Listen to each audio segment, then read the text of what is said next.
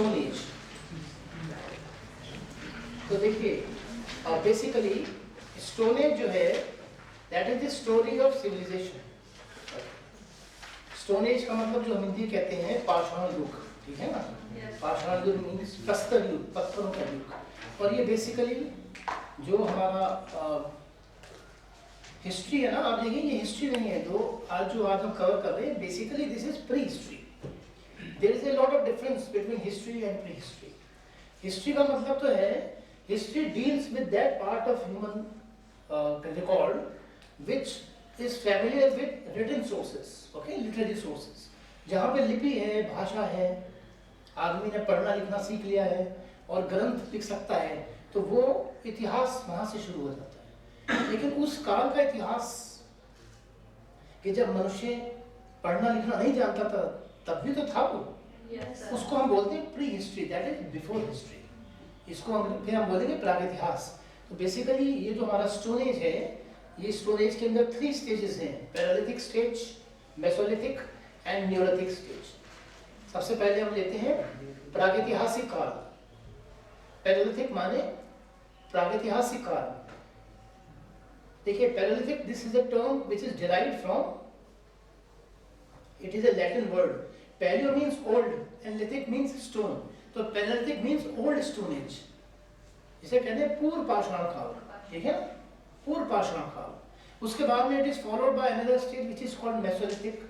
Meso means middle and lithic means stone, it is called middle stone age, okay, middle stone age यानी मध्य पाषाण काल। और उसके बाद में लास्ट में है neolithic stage, that is called new.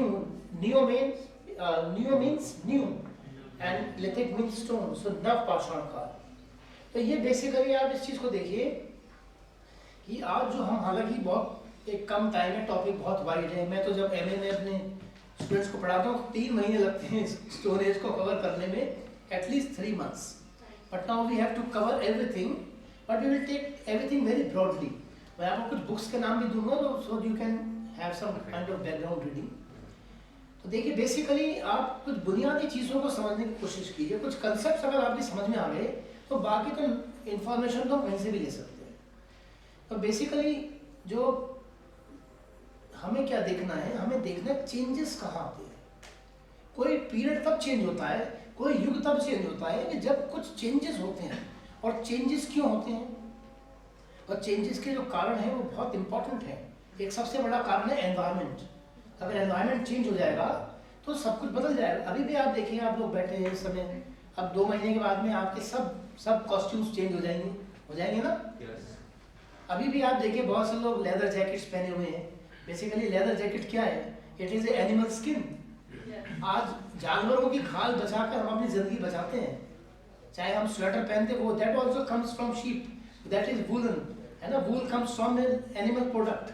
आज जानवरों की खाल से और जानवरों की बहुत सारे प्रोडक्ट्स हैं जिससे हमारी जान बच रही है। तो बेसिकली आप ये देखिए, एक बुक का नाम लिखिए, the writer is V Gordon Childe, V. Child, Gordon, and child CHILDE, and the name of the book is What Happened in History. What Happened in History. अब मुझे नहीं पता इतिहास हिंदी में इसका अनुवाद हुआ है नहीं, इतिहास में क्या हुआ अगर इस नाम से हो सकती है। बेसिकली ये बहुत बड़े आर्कोलॉजिस्ट थे वर्ल्ड के, वी गॉर्डन चाइल्ड, जो ये बताते हैं कि जो सारी जो कहानी है ये कोई शौक नहीं है जो हम देखते हैं इतिहास में, हम पढ़ते हैं युद्ध हो गया, पानीपत, ये वो सब, कोई भी चीज़ ऐसे नहीं आकस्मिक नहीं है, बल्कि कुछ फोर्सेस हैं जो काम करती हैं। देयर आर सर्टेन फोर्सेस, जैसे पृथ्वी घूम रही है ना, आप उसको ऐसे नहीं घुमा सकते, वो ऐसे ही घूमेगी, फोर्स है। इसी तरह हिस्ट्री के अंदर भी फोर्सेस हैं, ये फोर्स है। उस फोर्स का, जैसे ग्लोबलाइजेशन एक फोर्स है। जब ग्लोबलाइजेशन, एक समय था जमीन बहुत इंपॉर्टेंट है, फ्यूडलिज्म था, है ना, जमीन करते थे लोग, जमीन पर कब्जा करते थे, जमीन के लिए लड़ाई हो रही है, फिर पूंजी आ गई, पैसा आ गया, अब पैसा हो गया, ठीक है। अब इस समय कोविड आ गया तो हेल्थ इज मोर इम्पोर्टेंट। आज एक हेल्थी आदमी is considered as the richest person. आगे चल के ऑयल के लिए लड़ाई होने वाली है, पैसे सोने की जगह तेल की लड़ाई है, तो युग बदल रहा है। एक टाइम आएगा कि वाटर विल बी वेल्थ, जब पानी है पीने का, ड्रिंकिंग वाटर, वो सबसे वेल्दी माना जाएगा. So this is how there is lot of change and this is how history moves. तो हिस्ट्री के पीछे या जो भी हम बात आज करने जा रहे हैं, कुछ there are certain forces and if you can understand that in which direction these forces are moving, then you will be able to understand it better. ठीक है ना.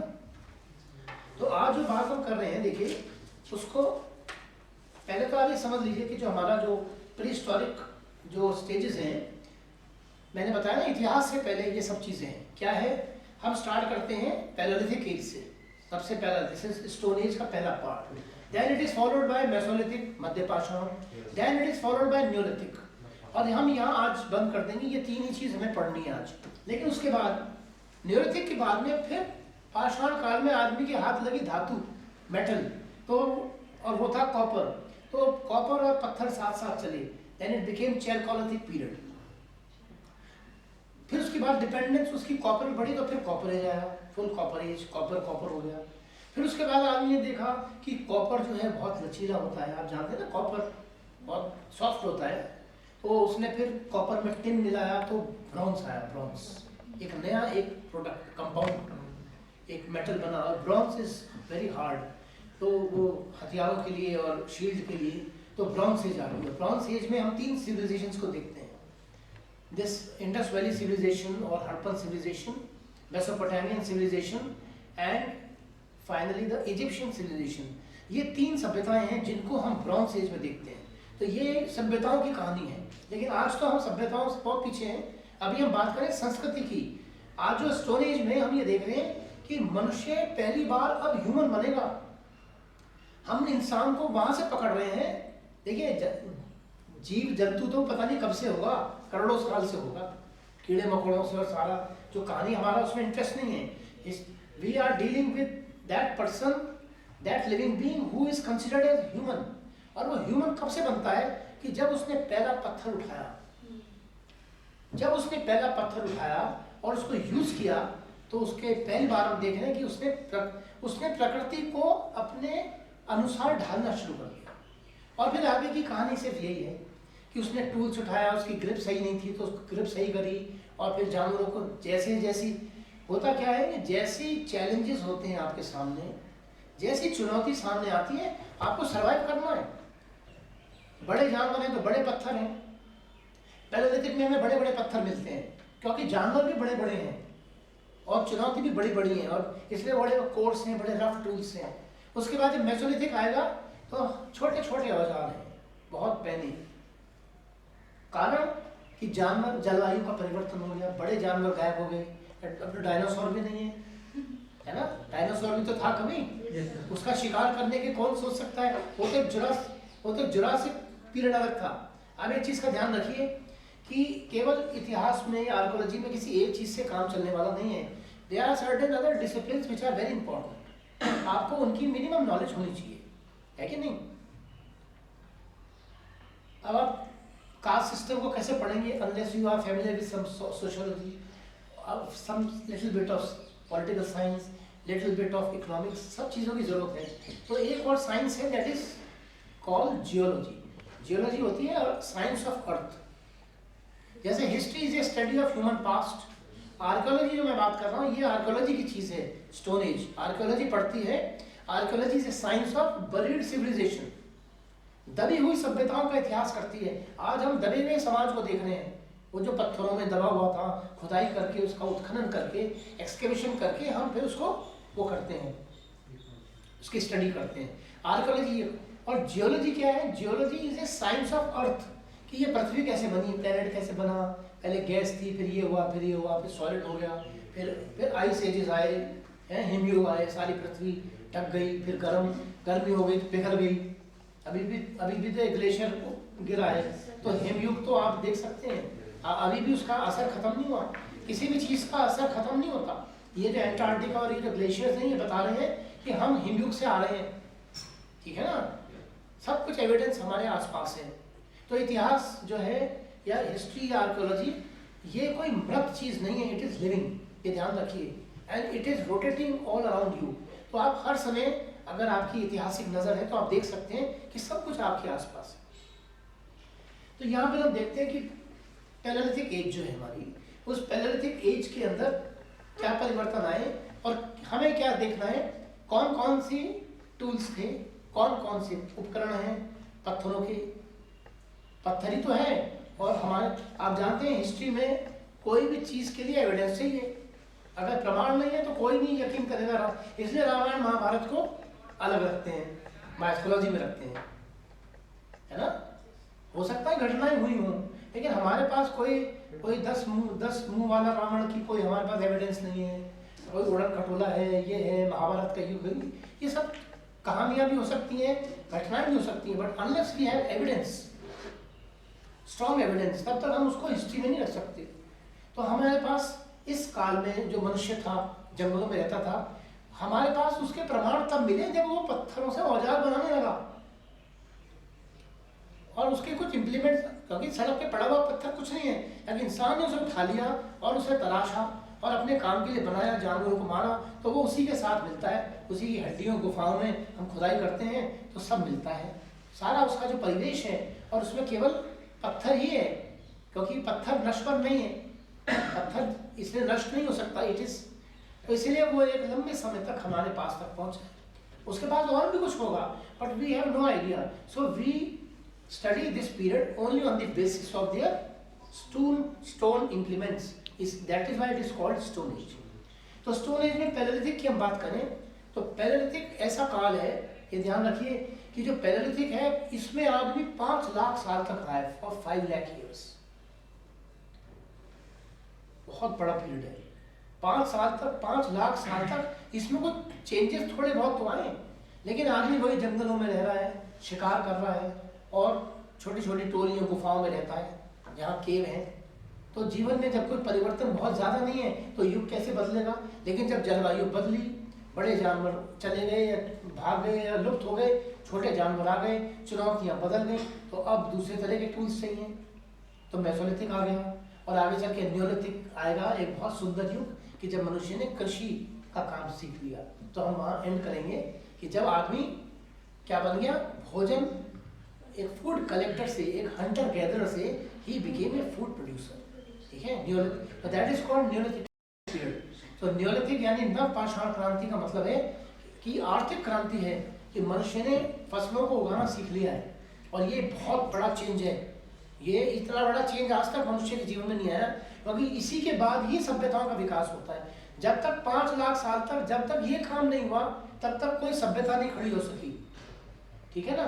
तो जो बेस है, हिस्टोरिकल बेस है, वो तैयार होता है कृषि से। तो हम वहीं पहुंचने की कोशिश कर रहे हैं, और हम स्टडी कर रहे हैं कि उन ट्रेंड्स को, कि जो बहुत इंपॉर्टेंट है, ठीक है। तो हम देखते हैं इसमें जो पैलेलिथिक पीरियड है हमारा। अब दूसरा एक चीज समझ लीजिए कि हम पैलेलिथिक में भारत की बात कर रहे हैं, पैलेलिथिक तो सारी दुनिया में है। कुछ इतिहासकार ये कहते हैं कि पहले एक जगह मनुष्य था, फिर वो सब जगह फैल गया, ऐसा नहीं है। सारी दुनिया में आदमी आया है, चाहे वो एप से आया है या वानर से, तो आया तो सारी दुनिया में आया है। ऐसा नहीं है कि वहाँ यूरोप में और अमेरिका में और वहाँ कहीं लैटिन अमेरिका में वो लोग यहाँ आए हैं बताने के लिए कि पत्थर कैसे इस्तेमाल करने, ऐसा नहीं है। जिस तरह से टेक्नोलॉजी आज का प्रसार होता है, पहले ऐसा नहीं। सब जगह मनुष्य की जो चेतना का विकास हुआ है, और उसके बाद जगह जगह में पैलेलिथिक मिलता है। उसमें कहीं कहीं ओवरलैपिंग है, कहीं पैलेलिथिक चल रहा है तो कहीं मेसोलिथिक शुरू हो गया, कहीं न्योलिथिक आ गया।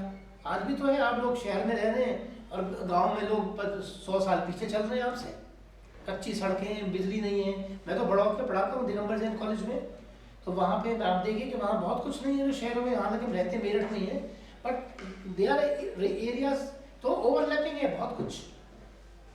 तो सबसे इम्पोर्टेंट चीज़ है, तो आगे देखिए कि जो पाषाण युग है, जो स्टोन एज है, उसके अंदर स्टोन सबसे इम्पोर्टेंट चीज़ है। और मनुष्य ने स्टोन के साथ क्या किया और कैसे स्टोन ने उसकी ज़िंदगी बचाई है, और सारा जो उसका जो एनवायरनमेंट और जो फोकस है, उसकी सारी consciousness is focused on stone. पत्थर आप आम आदमी के लिए कुछ भी नहीं है, सड़क पे ठोकर मारते हैं लोग पत्थरों को, लेकिन हिस्ट्री के लिए पत्थर ही है और कुछ भी नहीं है।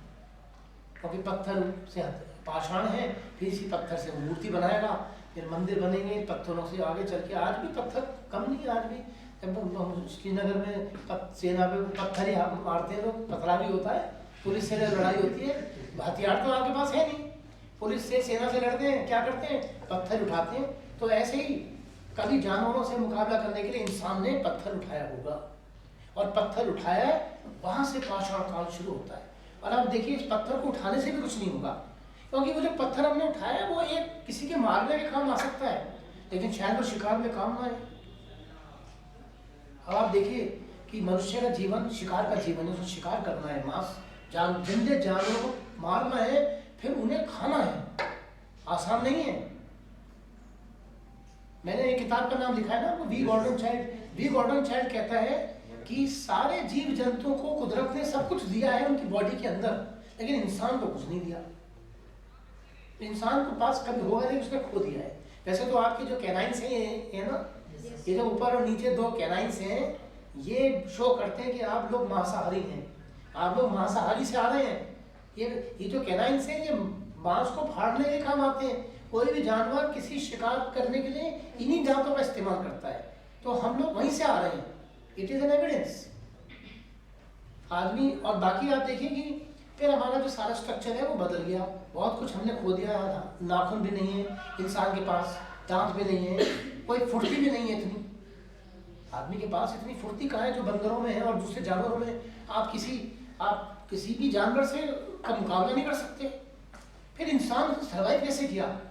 सवाल यह है कि सबसे निर्बल मनुष्य था। शेरों के पास दांत हैं, पंजे हैं, कोई जानवर है उसके पास उनकी खाल इतनी मोटी है जो -50 डिग्री पे जिंदा है पहाड़ों में, उनकी खाल ऐसी है।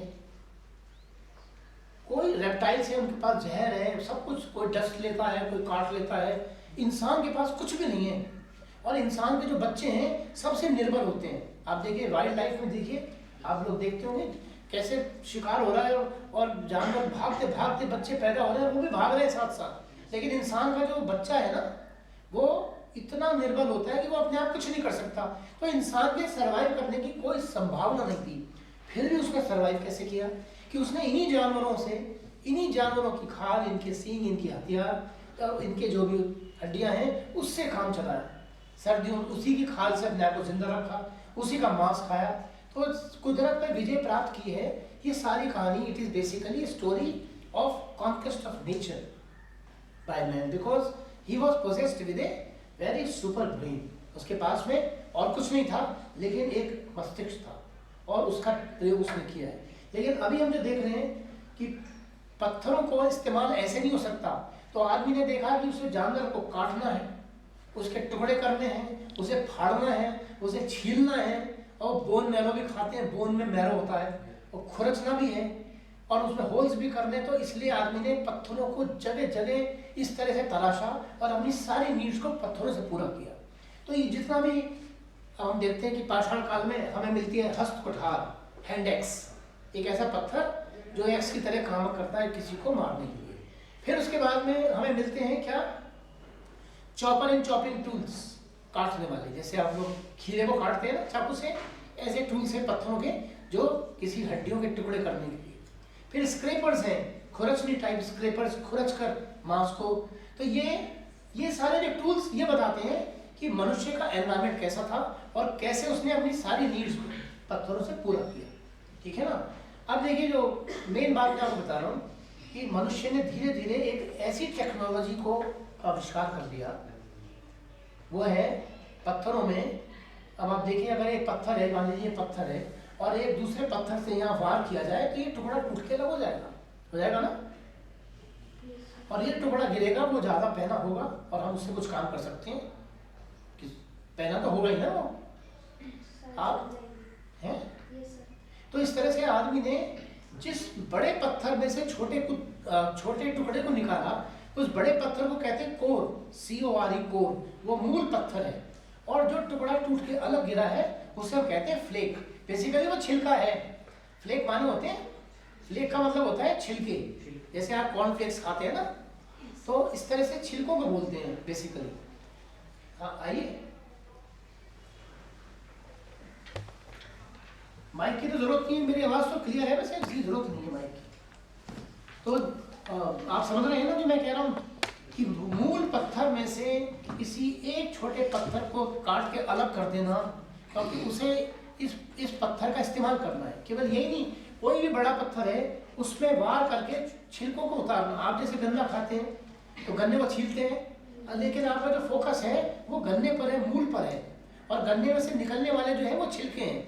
इसी तरह पत्थर पे से उतरने वाले फ्लेक्स हैं, इनको कहते हैं फलक या शल्क, और जो मूल है उसे कहते हैं कोर।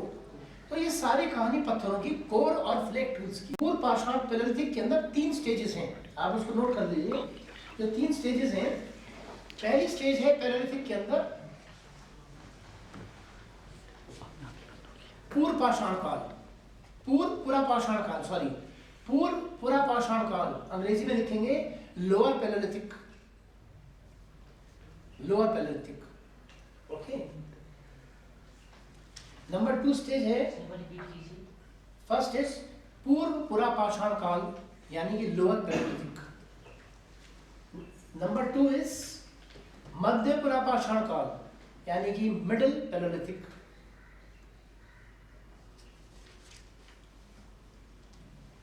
और तीसरा है उत्तर पुरा पाषाण काल, दैट इज अपर पैलेलिथिक।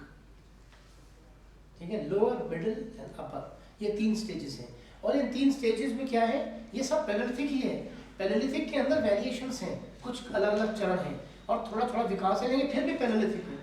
आदमी पैलेलिथिक तब तक कहलाएगा, मैंने बताया ना, पूरा पैलेलिथिक करीब करीब 5 लाख साल का है, और इसके अंदर ये 1-1, 1.5 लाख साल के बाद में ये अवस्थाओं के चेंजेस हैं। इसमें चेंजेस इसलिए हैं कि उसने पहले कोई और तरह का पत्थर इस्तेमाल करता था, फिर उसने और पत्थर इस्तेमाल किया। शुरू में वो हम देखते हैं केवल क्वार्ट्जाइट पत्थर है, एक अलग तरह का पत्थर होता है क्वार्ट्जाइट। फिर आगे चल के उसने चर्ड और जेस्पर नाम के पत्थरों में काम शुरू किया। तो आप ये भी देखिए कि ये सभ्यताएं भी सिमट के वहां तक सीमित हो गई जहां जहां ये पत्थर थे।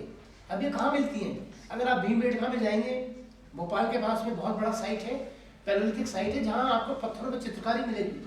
वहाँ सब जगह रॉक शेल्टर्स हैं। भीमबेटका इज वर्ल्ड हेरिटेज, जहाँ पे मनुष्य ने पैलेलिथिक पीरियड में पेंटिंग्स की हैं। तो ये बहुत इंपॉर्टेंट है। तो ये हमारे जो 3 स्टेजेस हैं, इसमें हम देखते हैं कि जो इम्पोर्टेंट कुछ साइट्स हैं। जैसे हम देखते हैं कि सबसे इम्पोर्टेंट पैलेलिथिक में है कि पंजाब के अंदर सिंधु नदी की एक शाखा थी जिसको कहते हैं सोहन नदी है, और सोहन नदी के पास में एक बहुत बड़ा भंडार मिला, जिसे भंडार मिला इनका पाषाण उपकरणों का, पत्थरों की, इसलिए उसका नाम ही सोहन संस्कृति पड़ गया। और सोहन संस्कृति की कुछ फीचर्स हैं। तो जहाँ जहाँ तक वो फैली है उससे हमें अंदाजा होता है कि ये लोग यहाँ वही लोग हैं जो सोहन संस्कृति को बिलोंग करते हैं। तो इस तरह से कोई भी एक सेटलमेंट या कोई भी एक संस्कृति उन पत्थरों से पहचानी जाती है। भीमबेटका में जाएंगे तो वहाँ कुछ और मिलेगा, वहाँ कुछ और संस्कृति, वहाँ का पत्थर जैसा है, वहाँ के हालात कैसे हैं, वो वहाँ थोड़ा थोड़ा वेरिएशन है। ठीक है, इसी तरह से फिर देखते हैं जो दूसरी स्टेज आती है उसमें पत्थर चेंज हो गए। पहले आप जानते हैं, देखिए पत्थर संगमरमर को तो आप जानते हैं, संगमरमर अलग है और सड़क का जो पत्थर है वो बिल्कुल अलग है। क्यों? दूसरा जो लोग जो शिल्पकार हैं वो सैंडस्टोन में काम करते हैं। सैंडस्टोन बहुत सॉफ्ट होता है, आप संगमरमर की मूर्ति में बहुत मुश्किल होगा काम करना, वो बहुत हार्ड है। लेकिन इमारत के लिए पत्थर कुछ और यूज होता है, और मूर्ति बनाने के लिए कोई और तरह का पत्थर यूज होता है। तो आदमी ने सीख लिया, उसे पता है कि ये तो वार करते टूट जाता है, बेकार है, तो वो ऐसे पत्थर की तलाश में, तो जहाँ जहाँ पत्थर मिलता जाएगा तो वहाँ वहाँ ये सभ्यताएं हमें मिलती ही वही हैं। इसलिए आगे चलकर देखेंगे कि हमारे जो क्षेत्र थे वो वहीं सीमित हो गए, सेंट्रल इंडिया और साउथ इंडिया। सेंट्रल इंडिया में पत्थर है और साउथ में, जबकि ये पंजाब में जो नॉर्थ इंडिया, यहाँ तो पहाड़ कम ही है, तो यहाँ पर ये सभ्यताएं कम होती चली जाएंगी, और आगे चलकर ये सब संस्कृतियाँ हमारी सेंट्रल इंडिया ये वहीं कन्फाइन होकर वहीं पहुँच जाएंगी, वहीं ज़्यादा ये आबाद होंगे जहाँ पर ऐसे हालात हैं और जहाँ पे जो परिस्थितियाँ हैं वो बहुत फेवरेबल है, बहुत अनुकूल है। ठीक है, आपको समझ में आ रहा है? Yes, sir. कोई कंफ्यूजन हो तो आप पूछ सकते हैं, लेकिन हमें ये स्पीड बनानी पड़ेगी। हम लोग बहुत ज़्यादा, ये जो साइट्स हैं पूरे इंडिया से मिलते हैं, और एक एक साइट की अपनी अलग अलग विशेषताएं हैं, पर फिर भी हम उसमें एक एक में नहीं जा सकते, क्योंकि हमें यहाँ स्टोरेज अभी ख़त्म करना है। ठीक है, 6 बजे तक, 6 बजे तक का टाइम है ना। ठीक है, अब हम देखते हैं कि जलवायु में परिवर्तन हुआ। पैलेलिथिक के एंड तक हम देखते हैं, आते आते क्या होता है कि जलवायु में परिवर्तन का मतलब यह है कि ड्राइनेस बढ़ने लगी, एनवायरनमेंट के अंदर शुष्कता, ड्राई हो गया एनवायरनमेंट। और जैसे जैसे ड्राई होता चला गया, हवाएं तेज होती चलेगी, तो पानी के जो सोर्सेस थे वो कम होते चले गए, पानी इवेपोरेट होने लगा। ठीक है, आप देखते हैं नदी तालाब भी सूख जाते हैं मई जून के महीने में। वहीं आप जाके देखें, यहाँ तो 200 किलोमीटर उड़ीसा में और मध्य प्रदेश में हैंडपंप भी बंद हो जाते हैं, पानी सूख जाता है। तो जैसे जैसे ड्राइनेस बढ़ती चली गई और पानी के साधन कम होते चले गए, बड़े बड़े जानवर पलायन कर गए या लुप्त हो गए। कारण आपको जान, देखिए गाय भैंस जैसे जानवर को बहुत पानी चाहिए, है ना, लेकिन एक गिलहरी जैसे जानवर को कहीं अगर 1-2 बूंद पे पानी गिरता होगा ना कहीं से, अगर एक टैप भी अगर खुला रह गया, उनका काम उससे हो जाता है। छोटे जानवरों को कम पानी चाहिए और बड़े जानवरों को भारी मात्रा में पानी चाहिए। उनके तो झुंड आते हैं, जानवरों के झुंड आते हैं, तो कई मिलियन गैलन ऑफ पानी पी जाते हैं। तो उन्हें बहते हुए बड़े तालाब या सोर्सेज पर पेरेनियल सोर्सेज चाहिए पानी के, जल स्रोत। तो अगर यहाँ पानी कम हो गया तो वो फिर शिफ्ट कर जाएंगे, वो पानी की तलाश में आगे बढ़ते हैं और इस तरह से वो एरिया से दूर चले जाएंगे या लुप्त हो जाएंगे।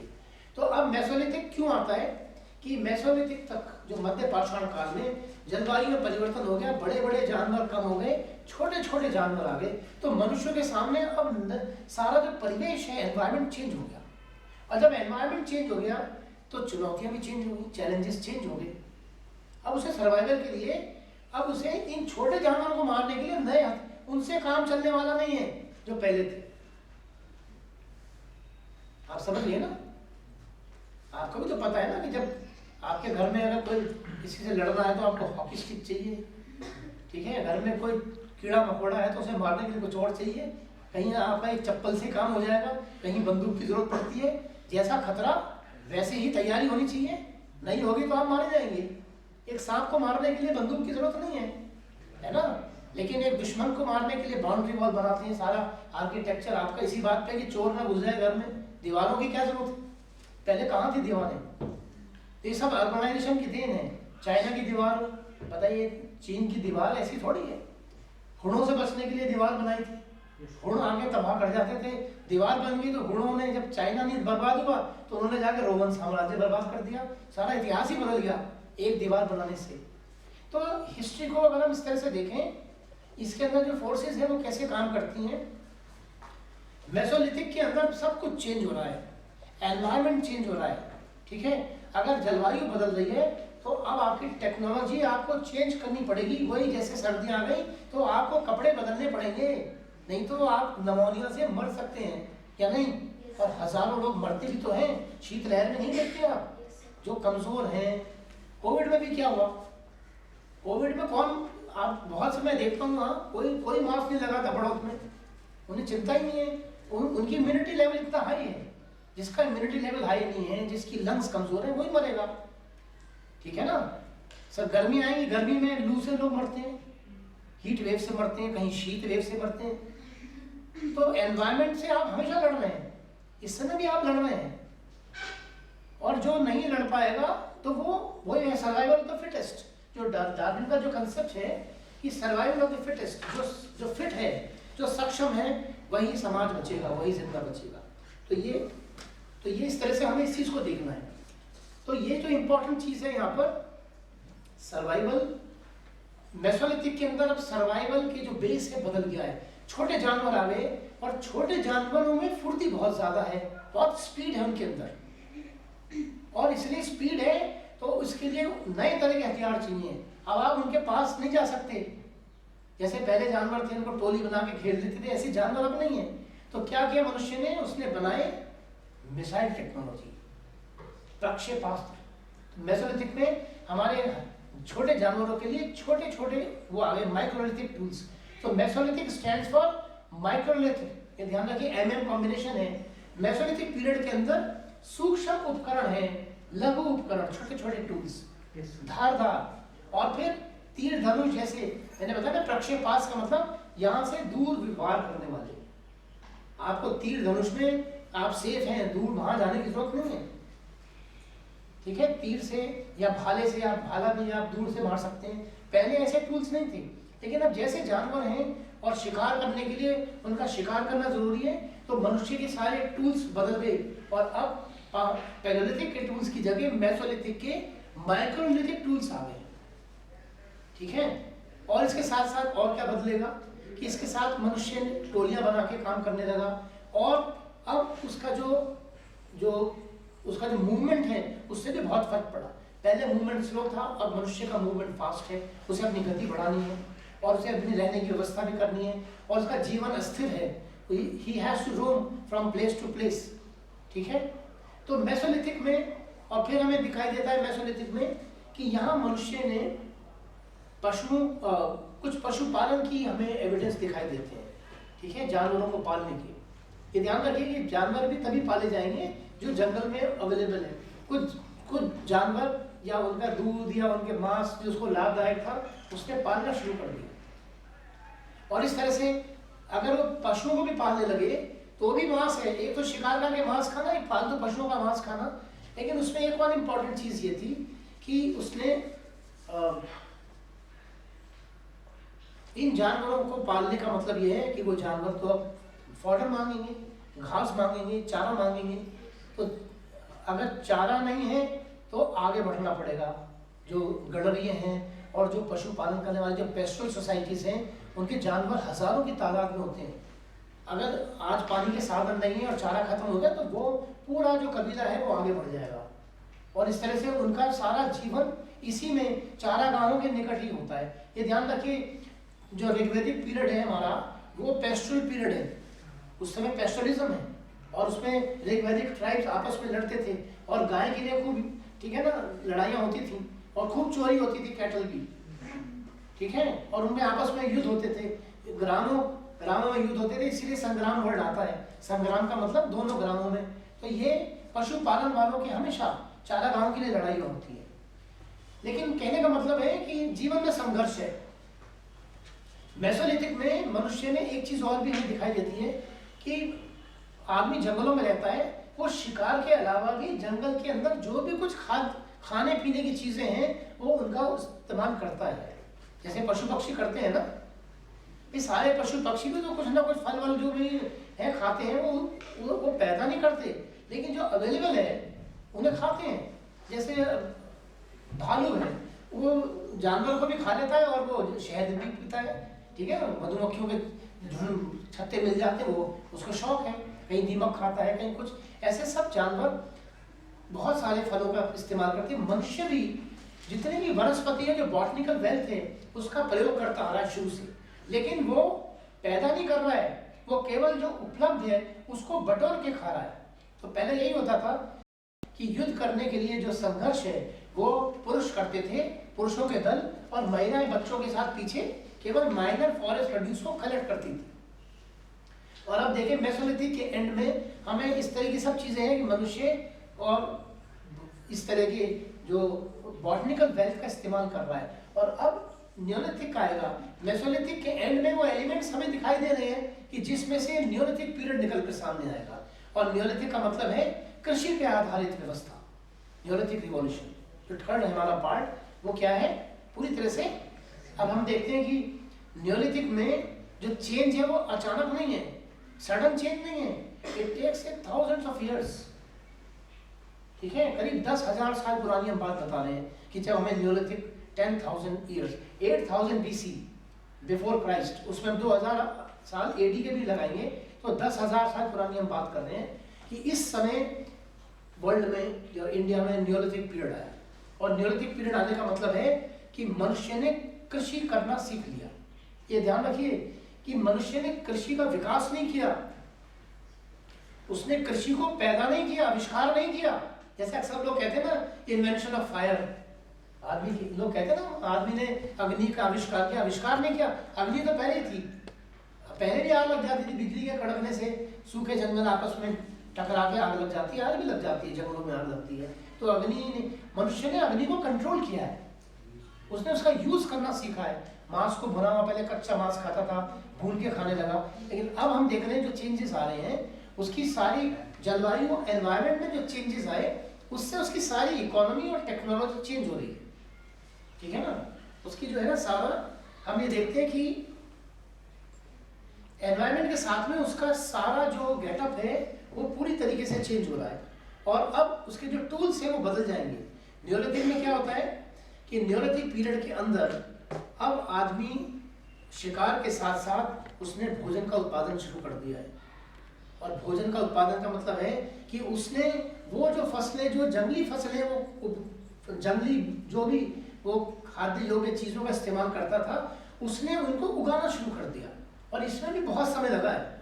कुछ आर्कियोलॉजिस्ट ये भी कहते हैं that women were responsible for the invention of agriculture, क्योंकि महिलाएं ही वनस्पति और माइनर फॉरेस्ट प्रोड्यूस का काम करती थी, और वहीं से उन्होंने सीखा कि हम खा के कुछ फेंकते हैं, उसमें से कुछ उगी आता है। तो ये आइडिया स्ट्राइक किया महिलाओं को कि जिन चीज़ों को खाते हैं, और उसमें से फिर धीरे धीरे उन्होंने उन्हीं चीज़ों को सेलेक्ट करके जो फायदेमंद हैं, जो प्रॉफिटेबल हैं, जो टेस्टी हैं, जो डिलीशियस हैं, उसने उनका उत्पादन शुरू कर दिया।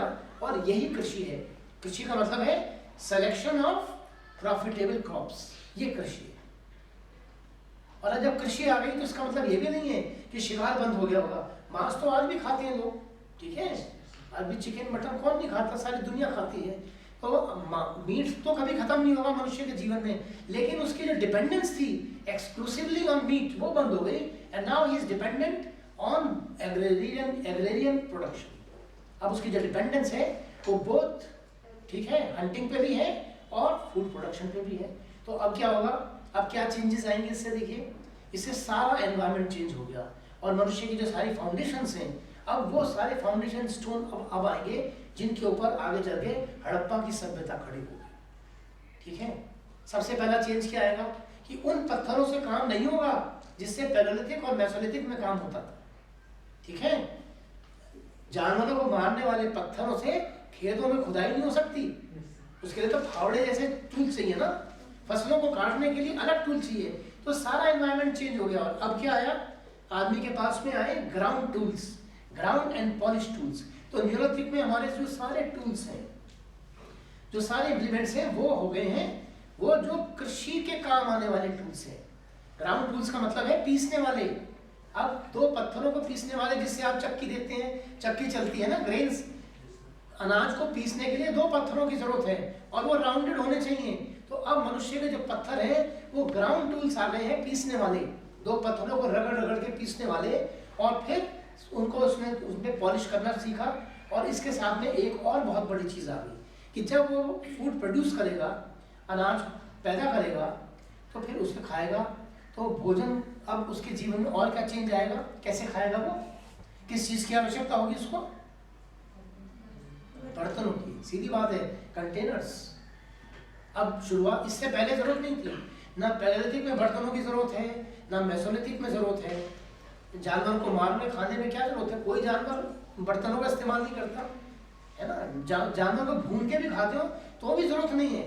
लेकिन और बर्तन भी आपको पता है ना, आपके घरों में दो तरह के बर्तन हैं। नहीं नहीं, नहीं किस तरह के बर्तन है आपके घर में, एक पकाने वाले अलग हैं और खाने की क्रॉकरी अलग है। टेबल पे जो लगते हैं ना वो क्रॉकरी, में उसकी बात नहीं कर रहा हूँ, ये तो बात की बात है। पकाएंगे किसमें, जो प्रेशर कुकर है, जैसे हंडिया है ना, बर्तन। अब ये आप देखिए, ये बहुत बड़ा चेंज है। ये बहुत, आपको लगता है कि ये मटका ये कहाँ से आया, सारी दुनिया में इतना पॉपुलर कैसे हो गया। और अगर ये नहीं होता तो कृषि सफल नहीं हो सकती मनुष्य के। और फिर क्या है, मैंने बताया ना, जैसे पत्थर है जो एक मूल पदार्थ है और सारी दुनिया में कुदरत ने दिया है, ऐसे कुदरत ने मिट्टी भी तो दी है और पानी भी दिया है। और पानी और मिट्टी को जब मिलाती तो क्या बनता है, कीचड़। और कीचड़ जब सूख जाती है तो क्या होता है कि अगर उसमें आपने पैर रख दिया तो आपके पैर की शेप ले लेगी। आपने जो उसमें से निकल गया, कोई जानवर निकल गया तो उसके पैरों की शेप, और वो जब ठोस हो जाएगी सूख के, वो वही शेप ले लेगी। तो आदमी को आइडिया मिला कि मिट्टी के अंदर पानी के साथ मिलकर ये ताकत है कि वो पानी को कंटेन कर सकता है। तो यहाँ से कंसेप्ट आता है कंटेनर्स। और ये जो पॉटरी है, तो जो सारी सिरामिक है तो सारी दुनिया में यहाँ से अब उसे जरूरत पड़ी पानी के लिए नहीं, भोजन पकाने के लिए, क्योंकि आग के ऊपर आप भोजन को रखेंगे तो जल जाएगा, तो आपको उसके बगैर नहीं होगा।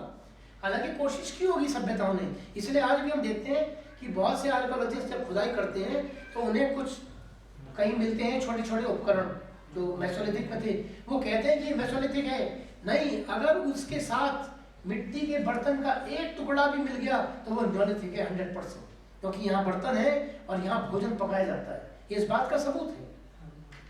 अगर कहीं ग्राउंड टूल मिल जाता है पीसने वाला, डेफिनेटली ये कृषि से जुड़ा हुआ है, यहाँ कोई ना कोई ऐसी सभ्यता, ऐसी संस्कृति है जो कृषि से जुड़ी हुई है।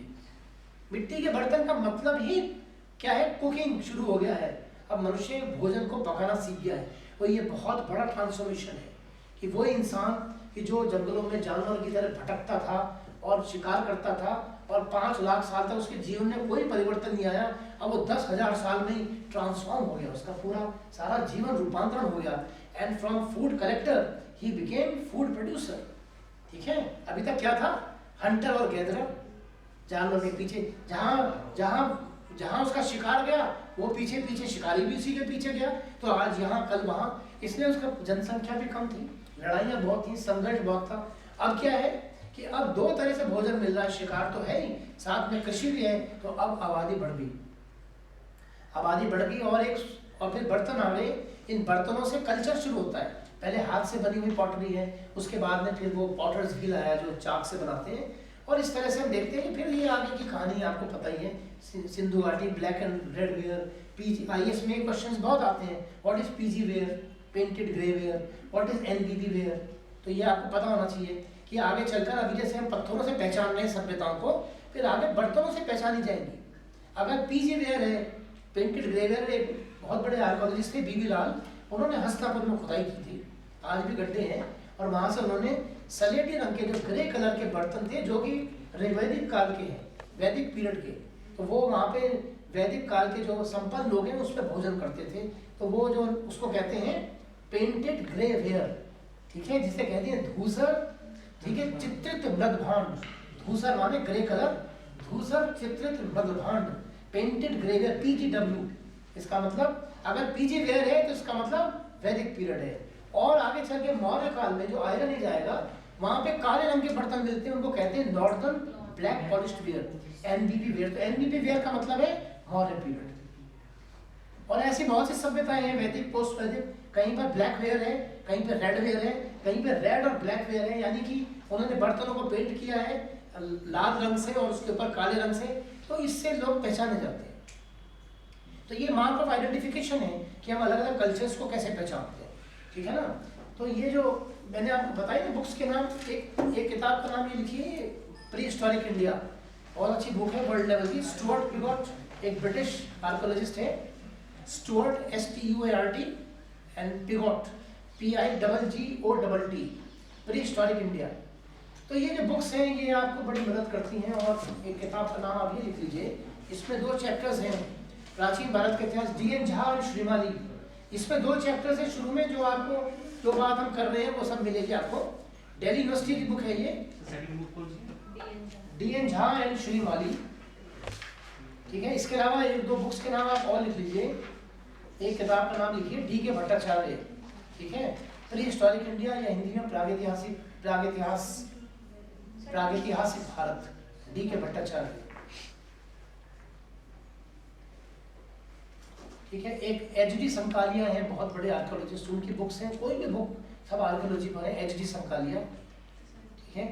तो ये जो हम आपको बता रहे हैं, आप समझ रहे हैं कि न्योलिथिक पीरियड के साथ में, न्योलिथिक पीरियड के साथ में अब पहली बार हम देख रहे हैं, अभी तक हमने संस्कृति वर्ड यूज किया है, हमने सभ्यता वर्ड नहीं यूज किया, ठीक है। संस्कृति छोटी कल्चर्स है छोटे छोटे, लेकिन सिंधु घाट सभ्यता वर्ड अब आएगा। न्योलिथिक ने वो फाउंडेशंस तैयार किए, वो उसने वो ऐसी नींव तैयार की है जिनके ऊपर अब सभ्यता खड़ी हो सकती है। और ये सभ्यता जो है कृषि प्रधान सभ्यता, ऐसी सभ्यताएं जो भोजन उत्पादन पर होंगी, तभी तो ये सभ्यताएं बनी है। दुनिया में जहाँ जहाँ आप देखिए, सारी दुनिया में बड़े बड़े जो कंट्रीज हैं, चाइना, इंडिया, अमेरिका, सब, जर्मनी, सब कृषि है, सब कृषि प्रधान देश हैं। ऐसे भी देश हैं जहाँ कृषि नहीं, अब रेगिस्तान है, सऊदी अरेबिया है, ठीक है, वहाँ तो कृषि नहीं है, ठीक है, तो वहाँ पे सूर्य की पूजा भी नहीं होती, समझ गए ना सब। आप ये देखेंगे कि आपका जो भी कल्चर, रिलीजन, ये सब चीज़ें कुछ नहीं है, ये सिर्फ दिमाग की देन लगती है, लेकिन ये सब हमारे सर्वाइवल की चीज़ें, हमने सर्वाइव करने के लिए सब सीखा है। अभी मैं आपको बताऊंगा जो आपका जो कल्चर है वो कैसे इमर्ज करता है। ये कल्चर, इस कल्चर से ही आप जिंदा हैं, नहीं तो आप बच नहीं सकते। ये जो भी कुछ नियम बनाए गए हैं, नॉर्म्स बनाए हैं और सिखा दिए हैं आपको, ये सब के पीछे कोई ना कोई मैसेज है। और यही सब चीज़ें हैं जो मनुष्य ने, जो जिन कल्चर्स ने सर्वाइव किया है, कुछ लुप्त हो गए, बहुत सारी सभ्यताएं लुप्त हो गई। रोमन सिविलाइजेशन नहीं है, ग्रीक नहीं है, ठीक है, बहुत से नहीं है, माया सिविलाइजेशन नहीं है, पर इंडियन सिविलाइजेशन आज भी जिंदा है। तो ये जो कुछ तो कोई तो फोर्सेस हैं जो काम करती हैं। तो न्योलिथिक में जो हम देखते हैं नव पाषाण क्रांति का युग है ये, इसको बोलते हैं आर्थिक क्रांति, एग्रेरियन रिवॉल्यूशन। भोजन उत्पादन करना बहुत बड़ी देन है कि मनुष्य ने ये सीख लिया प्रकृति से। और फिर ध्यान रखिए कि भोजन उत्पादन का मतलब कोई इन्वेंशन नहीं, बल्कि सिलेक्शन ऑफ क्रॉप्स और फिर उसका आयोजन। और सबसे बड़ा जो चेंज आया कि वो मनुष्य जो भटक रहा था, अब जब उसने फसल उगा दी तो अब वो कहीं जा नहीं सकता। कैसे जाएगा? पेड़ काटे हैं, इतनी मेहनत करी है, और अब वो वहीं बैठ गया, तो अब उसका जीवन क्या हो गया? स्थायी हो गया। अब बनेंगे गांव जो अब हिलेंगे नहीं, जैसे क्रॉप्स नहीं हिल सकती ना। आप शिकार, पशुपालन में चारागाह इधर उधर भटकते हैं, लेकिन जो फसल है, खेत तो हिल नहीं सकते। खेत स्थायी है तो आदमी भी स्थायी हो गया। तो मनुष्य के जीवन में क्या चेंजेस आए, और इसने उसकी सारी चीजों को ट्रांसफॉर्म कर दिया। पहले कम लोग थे जब भटकते थे, अब आबादी बढ़ गई।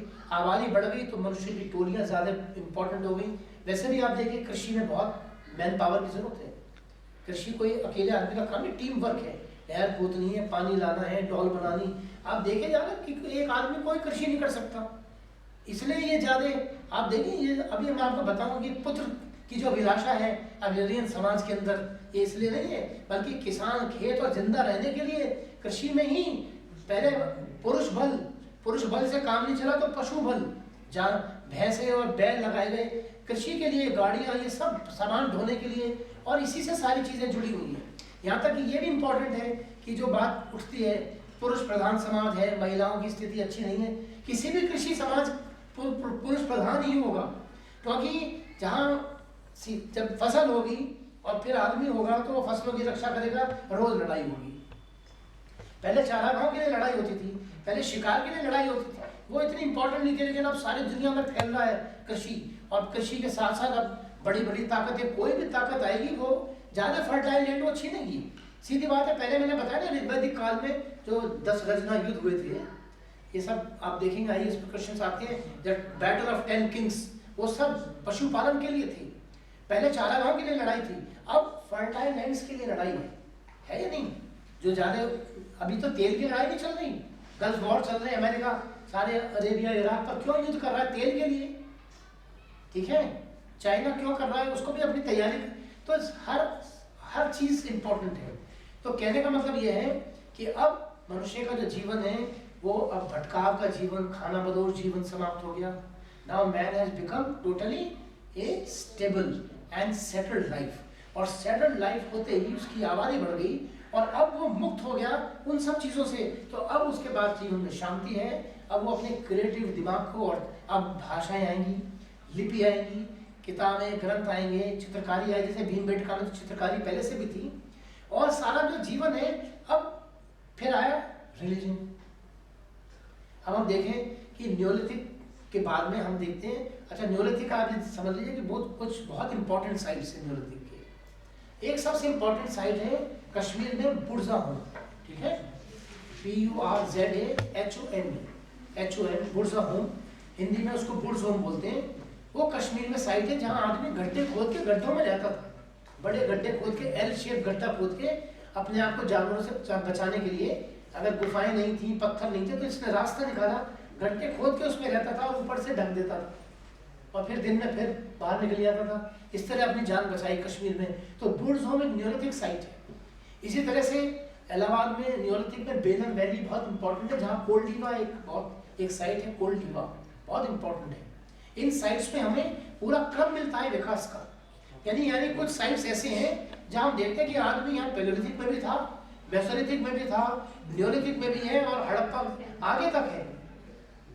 यानी ये साइट्स इतने इंपॉर्टेंट है कि कोई भी यहाँ से छोड़ के जाना नहीं चाहेगा।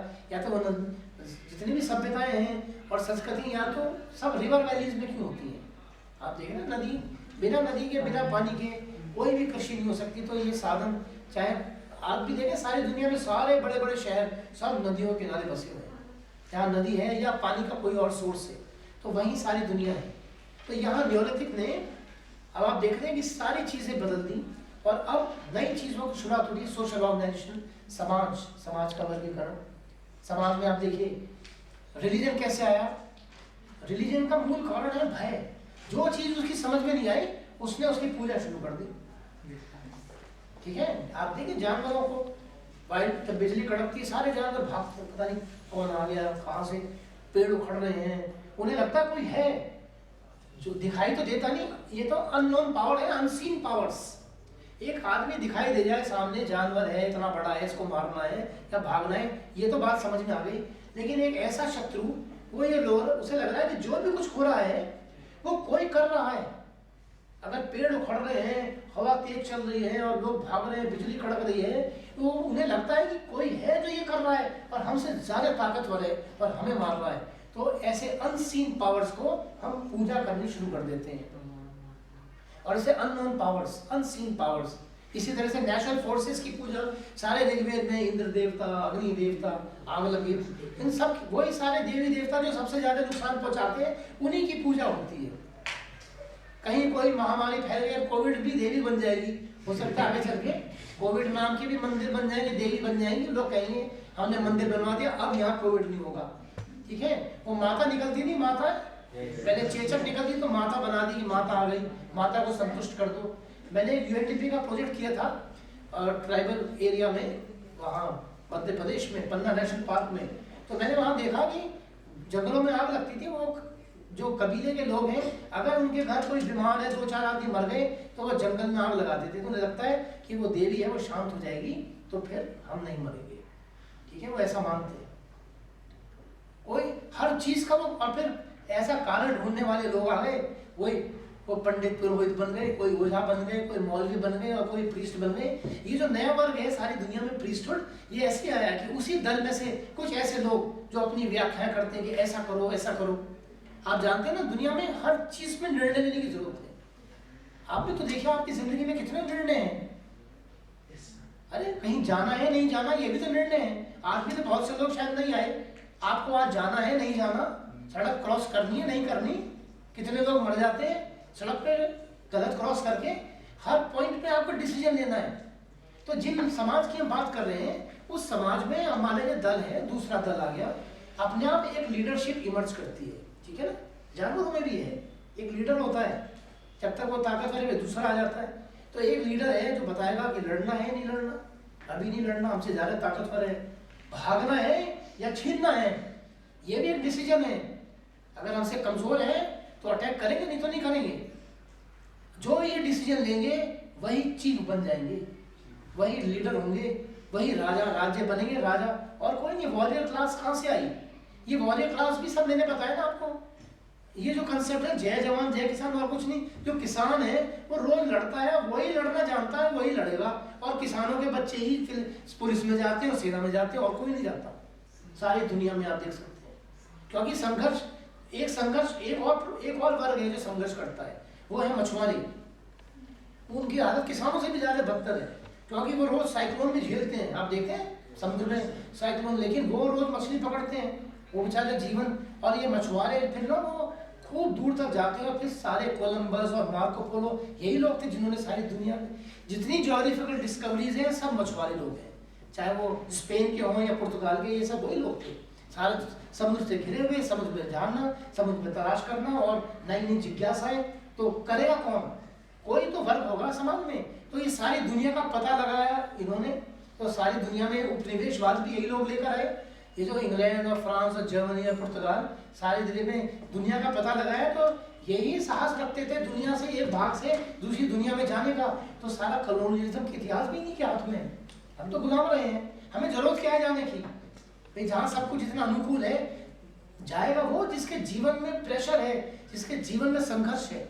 इसी तरह से जो कृषक है, कृषक समाज है, उसके जीवन में जो संघर्ष है फसलों का और मौसम का, वो सब उसी वजह से वो लड़ाकू बनता है। वॉरियर क्लास कहाँ से इमर्ज होती है? यहीं से इमर्ज होती है। व्यापारियों से नहीं आती, प्रीस से नहीं आती, वो किसानों से ही आती है। तो न्योलिथिक में हम देखते हैं कि न्योलिथिक में वो सारी फाउंडेशन हमें दिखाई देती हैं, जिसने सारी हमारी जो सभ्यताओं की कड़ियाँ यहाँ स्थापित हो जाती है। ठीक है, और कोई क्वेश्चन आप? ठीक है, मेरे ख्याल से कुछ क्वेश्चंस आपके दिमाग में हो तो हम और डिस्कस करते हैं। 15 मिनट है हमारे पास। एनी क्वेश्चंस और एनी इंक्वायरीज?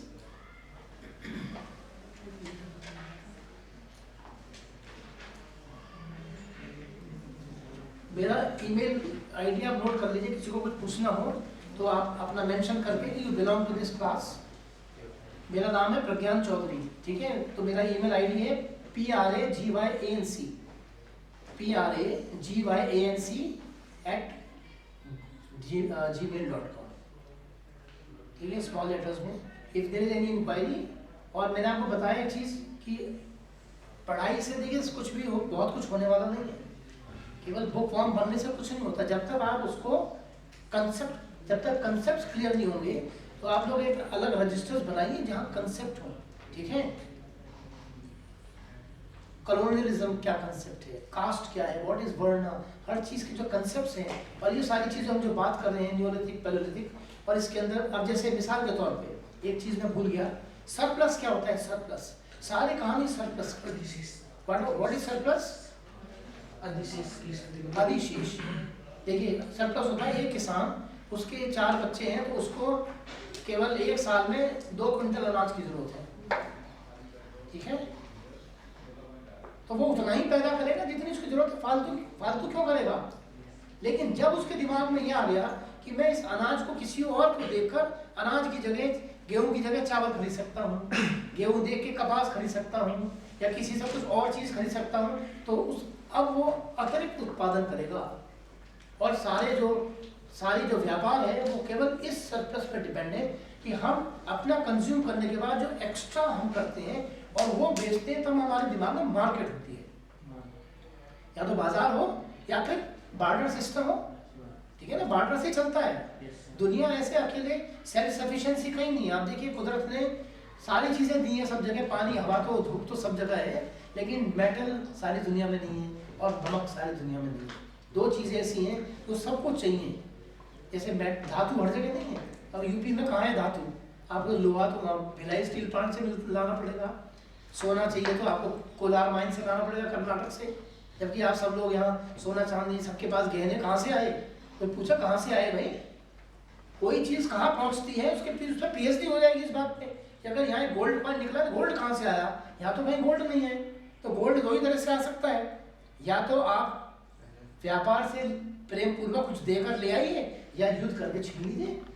2 ही तरीके हैं। तो या तो इसका मतलब अगर यहाँ गोल्ड है तो जहाँ गोल्ड की माइन है उनके साथ कोई रिलेशन होगा इनका, या तो उनके साथ व्यापार है और या फिर इन्होंने युद्ध करके छीना है किसी से। तो इस तरह से हम ये देखते हैं कि सर्वाइवल के लिए मनुष्य ने क्या कुछ नहीं किया। उसने ये जो आप सिस्टम देख रहे हैं ना अपना, मैं कह रहा हूँ कि एक नमस्ते करना भी आपको किसी ने सिखाया है, ये बहुत बड़ी चीज है। अभी तो किसी को ना नमस्ते करें क्या कर लेगा हमारा, बताइए? अगर आप मैं नमस्ते ना करें आप मुझे, तो मैं क्या करूँगा आप पर, आप क्या करेंगे मेरा? ठीक है, नमस्ते कहने का मतलब ये है कि अपने से बड़े को नमस्ते करें। जानवरों में क्या है, बड़ी मछली छोटी को खा जाती है।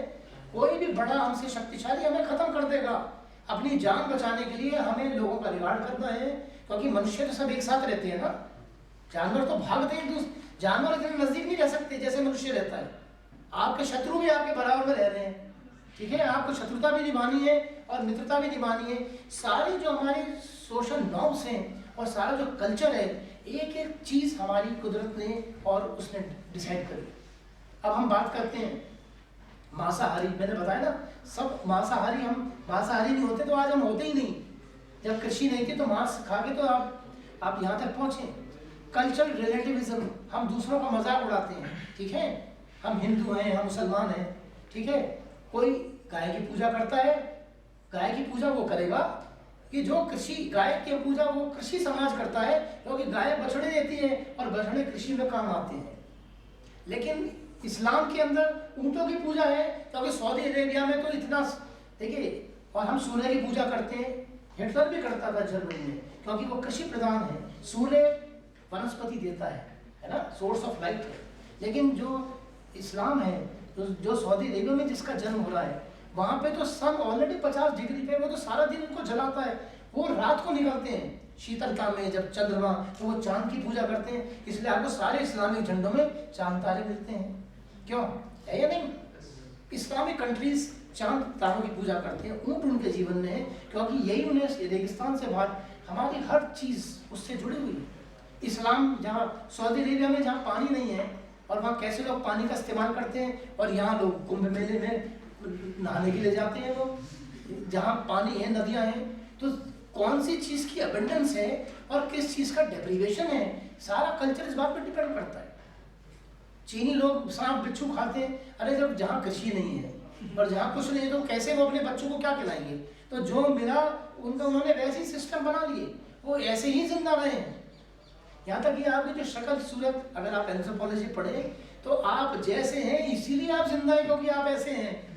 अगर कोई काला है तो वो काला ही जिंदा रहेगा, अगर हमने उसको इंग्लैंड में भेज दिया गोरे लोगों के बीच में तो मर जाएगा, ठीक है? क्योंकि आपकी जो हबशी, जिन्हें हम अफ्रीकन कहते हैं, उनके सारा सिस्टम ऐसा है कि गर्म हवा को फेफड़ों तक नहीं पहुंचाना है, और इसलिए हमारे जो यूरोपियन, जो नॉर्डिक रेस है, उनकी नाक लंबी और चेहरे और शक्ल, उनकी स्किन ऐसी होती है।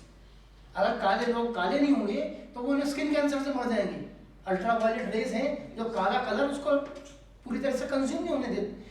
कहने का मतलब ये है कि सारा जो आपकी जो लाइफ है और हमारी जो कहानी है, वो totally governed bye environment, environment से गवर्न्ड है। इसलिए हम किसी को, जो मैंने बताया ना कि जो जैसा है वो वैसा ही हो सकता है, वो जरा भी इधर से उधर होने की कोशिश करेगा तो वो मारा जाएगा, वो सर्वाइव नहीं कर सकता। इसे हम कहते हैं एंथ्रोपोलॉजी में कल्चरल रिलेटिविज्म। तो इसी तरह से हम जो बात हम वहाँ से कर रहे थे सरप्लस की, कि जो सरप्लस, सारा व्यापार सरप्लस पे है, कि इधर का सामान उधर पहुँचाते हैं। एक सामान जो एबंडेंस में है, अगर यहाँ मेरठ में गन्ना या गेहूँ पैदा हो रहा है तो व्यापारी यहाँ से गेहूँ गन्ना खरीद के कश्मीर में ले जाएंगे, क्योंकि वहाँ गन्ना नहीं होता और वहाँ गेहूँ नहीं होता, और वहाँ से सेब खरीद के आपको पहुँचाएंगे, ठीक है?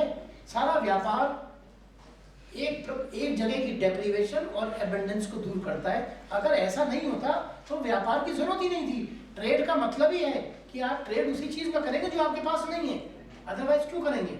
और फिर यही रिलेशनशिप्स हैं सारे। अभी अगर टाइम नहीं है, लेकिन अभी जब हम आगे देखेंगे कास्ट पास्ट की बात करेंगे, तो सारा जो कास्ट सिस्टम है और कुछ नहीं है, केवल कुछ लोग कास्ट, क्यों ट्राइबल्स एक दूसरे के नजदीक आते हैं, जो ट्राइब्स होती है ना। अब ये गोत्र सिस्टम क्या है, आप देखते हैं कि एक गोत्र में विवाह नहीं हो सकता ना, तो विवाह करने के लिए दूसरे ट्राइब की जरूरत पड़ेगी। अगर किसी एक पर्टिकुलर ट्राइब के अंदर 4 आदमी आज मैरिजेबल हैं, 4 आदमी हैं, तो इनको दूसरी ट्राइब की कन्याओं की आवश्यकता है, इसलिए दूसरी ट्राइब की जरूरत है। और इस तरह से कन्याएं, 4 कन्याएं दूसरी ट्राइब से 4, इस तरह से एक्सचेंज होता है और फिर एक रिलेशन बन गया। अब जब युद्ध होगा तो पावर डबल होगी, अब 2 ट्राइब लड़ेंगी, और 2 ट्राइब ने 4 के साथ समझौते कर लिए। आप देखिए बहुत सारे राजाओं ने इन वैवाहिक संबंधों से ही अपने आप को महाराजा बनाया।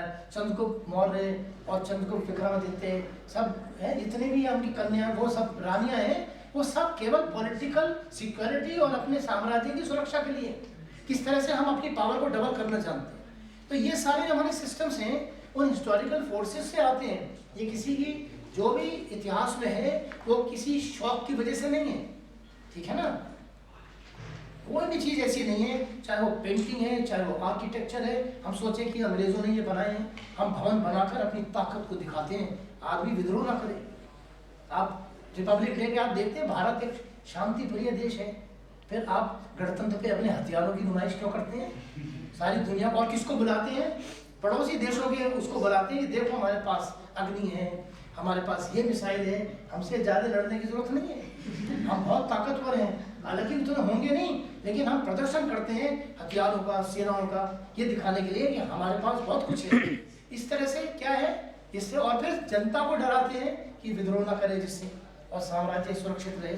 सब लोगों ने, अकबर ने दीन इलाही कोई शौक नहीं था उसको, केवल अब सारा साम्राज्य जीत लिया, चैन से 50 साल शासन किया दीन इलाही पर, क्या जरूरत है, कोई विद्रोह नहीं हुआ। रिलीजन, सोसाइटी, कास्ट, जितने भी आप देखते हैं सिस्टम्स हैं, ये सब सर्वाइवल के सिस्टम्स हैं, और इनको हमें उस तरह से अगर नहीं देखेंगे तो इसका मतलब हमारी अंडरस्टैंडिंग सही नहीं। और being a student of history, आपको हर चीज हिस्टोरिकल पर्सपेक्टिव से देखनी है। ठीक है, thank you very much, God bless you. Service sector, उसके बाद भी अभी हमको डेवलपिंग नेशन का ही दर्जा है। इसमें धीरे धीरे और जो स्ट्रक्चरल चेंजेस हैं वो आएंगे समय के साथ। इकोनॉमी को समझने के लिए हमने उसको 3 सेक्टर में बांटा, प्राइमरी, सेकेंडरी और टर्सरी। उसमें कितना प्रोड्यूस हुआ अलग अलग कैलकुलेट कर लो, और फिर उन तीनों को एक जगह जोड़ दो, तो उसमें क्या हो। एक तो इन्होंने कहा है कि जितना भी प्रोड्यूस हुआ, चाहे गुड्स चाहे सर्विस, उनका मॉनेटरी वैल्यूएशन कर लो। टेरिटरी के अंदर 1 साल का डुप्लीकेसी करना। डुप्लीकेसी नहीं करनी, कैसे कैलकुलेट करना है, छोटी सी अगर मैं बात करूं, जैसे पूरे देश के अंदर 100 यूनिट गेहूं पैदा हुआ, सही, ध्यान से सुन लेना, अभी मैं कुछ आगे बढ़ूंगा इसमें। कितना हुआ? 100 यूनिट का गेहूं हुआ। और इसमें से क्या हुआ, इसमें को छोड़ो, हमने फ्लोर मिल वालों से पूछा भाई देश में आटा हुआ प्रोड्यूस, उनके हाँ जी 60 यूनिट आटा प्रोड्यूस हुआ। ठीक है, आटा कितना प्रोड्यूस हुआ? 60 यूनिट। हमने बेकरी वाले से पूछा भाई कुछ और भी बना क्या, उनके बिस्किट बने, कितने कि 10 यूनिट। ठीक है, 10 कितने हो गए टोटल? 60 तो हो गया आटा, गेहूं को तो छोड़ दो, अभी नोट करो 100 यूनिट तो गेहूं है। इंडस्ट्री से पूछा, उसने कहा कि 60 यूनिट आटे की हुई। नोट करो, फिर दिक्कत करो, अभी चेंज करूंगा हल्का सा डेटा। 100 यूनिट व्हीट की है, 60 यूनिट फ्लोर, ठीक है, फ्लोर की होगी, आटे की। 20 पहले कितनी बोली थी? 15 कर लो, है ना। 15 बिस्किट बन गए, और मैगी भी बना लो 5 तो, है ना, 5 मैगी बन गई, सही है। हमने रेट पूछा गेहूं का रेट मान लिया 2 रुपए, ठीक है, आटा 3 रुपए। राकेश की तो बीच में आ जाएगा, कहेगा मैं यही कह रहा हूं कि हमसे 2 और बेच रहे 3। जो भाई को यूं नहीं पता कि वो 2 से 3 ऐसे ही हो गया, कुछ करना पड़ा होगा ना, कि खाली बस गाली दे दी और काम चल गया। ठीक है, आटा 3 और फिर बिस्किट 4, मैगी 5 और रुपए पर यूनिट, सही। जरा जीडीपी कैलकुलेट करो। डुप्लीकेसी नहीं होनी है, ऐसा पहले ही पढ़ चुके हैं हम डेफिनेशन में।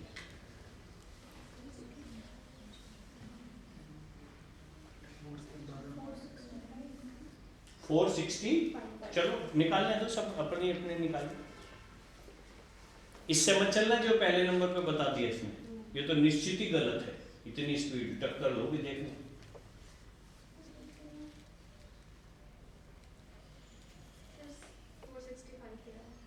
$465 आ रहा है। अरे चलो मैं जोड़वाता हूँ, पीछे से शुरू करते हैं, लास्ट से शुरू करते हैं, है ना। मैगी 5 रुपए है ना पर यूनिट, और कितनी बनी? 25 लिखो, लिख लिया। बिस्किट 4 यूनिट है, नहीं नहीं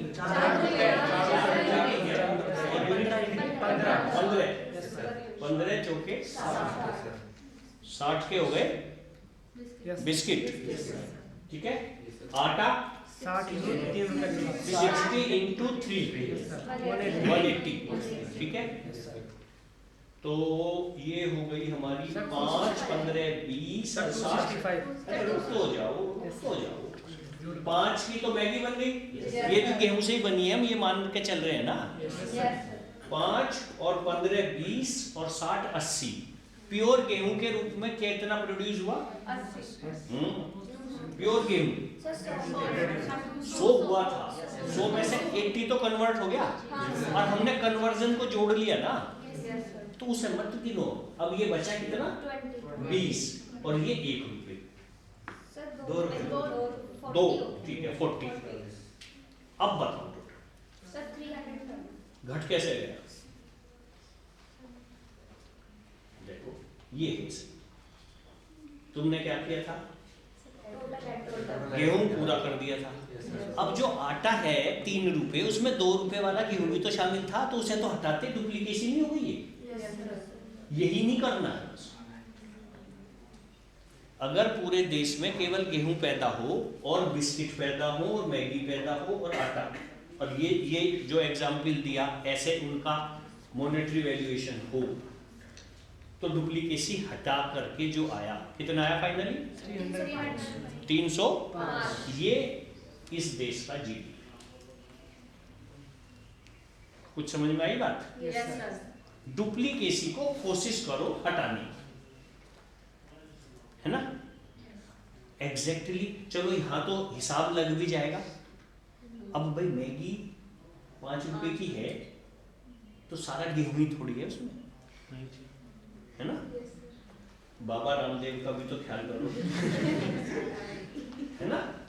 खाली उसने गेहूं 1 रुपए के 5, 2 के 5 थोड़ी कर दिए, है ना, ठीक है। तो जो कंसेप्ट है जीडीपी की, किसी कंट्री की जो टेरिटरी है उसके अंदर जितने भी फाइनल गुड्स, फाइनल शब्द आया ना, तो जैसे वहां बिस्किट फाइनल था, फाइनल क्यों मान लिया हमने इसको? क्योंकि इसके बाद वो कंज्यूम हो जाएगा। मैगी प्रोड्यूस हुई, कंज्यूम हो गई, बिस्किट कंज्यूम हो गया, है ना, आटा कंज्यूम हो गया, और 20 यूनिट इसका मतलब गेहूं के रूप में ही कंज्यूम हुआ होगा, है ना। बात समझ में आ गई? ये है जीडीपी की एक सामान्य सी कैलकुलेशन। हम पढ़ रहे हैं नेशनल इनकम, मगर अभी हमने क्या निकाला? जीडीपी, सही है।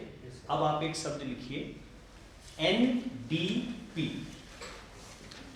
Net domestic product. पहले क्या लिखा था?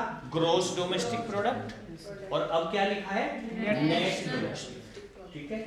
तो जो एनडीपी होता है इजिकल टू जीडीपी कैलकुलेट हो गया, लिखो जीडीपी, जीडीपी तो है माइनस डेप्रिसिएशन। अब ये डेप्रिसिएशन क्या है इसको समझिए। हमने पूरे देश के अंदर एक साल में जितना प्रोड्यूस किया उसका तो हिसाब जोड़ लिया, सही। लेकिन इस 305 था ना हमारा जीडीपी, हमने जो 305 का जीडीपी किया एक साल में, इसके करने में अगर देश की जो कैपिटल है, जो देश के संसाधन हैं, जो रिसोर्सेज हैं, उनकी वैल्यू में अगर कोई कमी आई है, ठीक है, जिससे हम प्रोड्यूस करते हैं उनको हम बोलते हैं एसेट्स। एसेट्स से तो प्रोड्यूस करते हैं हम। भाई अगर हम फैक्ट्री है, फैक्ट्री में हम कोई चीज बनाते हैं, तो फैक्ट्री में प्लांट है, मशीन है, बिल्डिंग है, इनसे ही तो बनाते हैं हम। तो पूरे साल हमने प्रोडक्शन किया, तो हमारी अगर प्लांट की वैल्यू कम हो गई, कुछ ओरिजिनल जब प्लांट था वो 1 करोड़ का था, एक साल बाद क्या वो 1 करोड़ का है? बताओ, नहीं है ना। वैल्यू कम हो जाएगी उसकी, समय के साथ उसकी वैल्यू कम हो जाएगी ना। इसको हम होल्ड पे, मतलब तुम इसको छोड़ सकते हो रखकर ऐसे यहाँ पे। हाँ फिर 1 मिनट के। हाँ नहीं, ये आपका भी रहना कंपलसरी है। क्यों? इसे ऑपरेट करना है सर। नहीं, इसको कभी कभी लाइव फिर चला जाएगा तो उसके लिए कोई ठीक, मैं चला जाऊंगा सर, बस ये हाँ, रहेगा। कोई कर रहे थे हम? डेप्रिसिएशन। डेप्रिशिएशन। तो जो यूज करने के साथ जो वैल्यू में कमी आई उसको हम डेप्रिशिएशन बोलते हैं। सही है। तो सही जीडीपी समझना है, अगर सपोज हमारे 25 रुपए को तो एसएचसी कम हो गई है ना, तो एनडीपी कितना हुआ 305 माइनस 25। निकाल लो, निकाल के बताओ। 280। हाँ लिख लो, कोई बुराई नहीं। ठीक है, क्लियर। अब भारत में टोटल 305 का प्रोडक्शन है और अगर नेट बात करें तो 280 का है। लेकिन इस समझने के लिए हम एक नई कंसेप्ट पे चलते हैं कि भारत में जितना प्रोड्यूस हुआ क्या वो सारा का सारा भारतीयों ने ही प्रोड्यूस किया?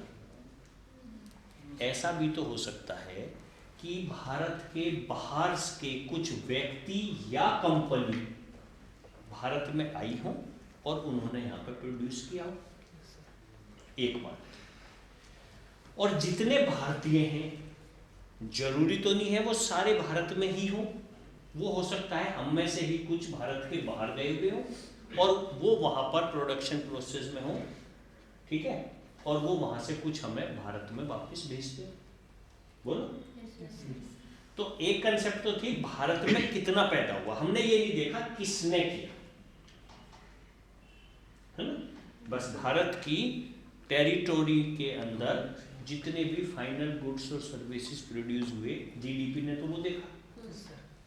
लेकिन अगर हम ये कहें कि भारतीयों ने कितना प्रोड्यूस किया, अब भारतीयों ने तो भारत में भी किया और भारत के बाहर भी किया। तो अब बात आ गई कुछ नेशनलिज्म की, है ना। जैसे मोदी जी कह रहे हैं ना आत्मनिर्भर भारत। तो जब वो आत्मनिर्भर भारत की बात करते हैं तो मतलब अगर हमारे देश के कुछ बाहर हैं तो वो उस भारत में उनकी डेफिनेशन में वो भी शामिल है ना। ठीक है। तो जब हम नेशनलिज्म की बात थोड़ा नेशनलिस्ट से हो गए तो एक शब्द आएगा जीएनपी, लिखो, ग्रॉस नेशनल प्रोडक्ट।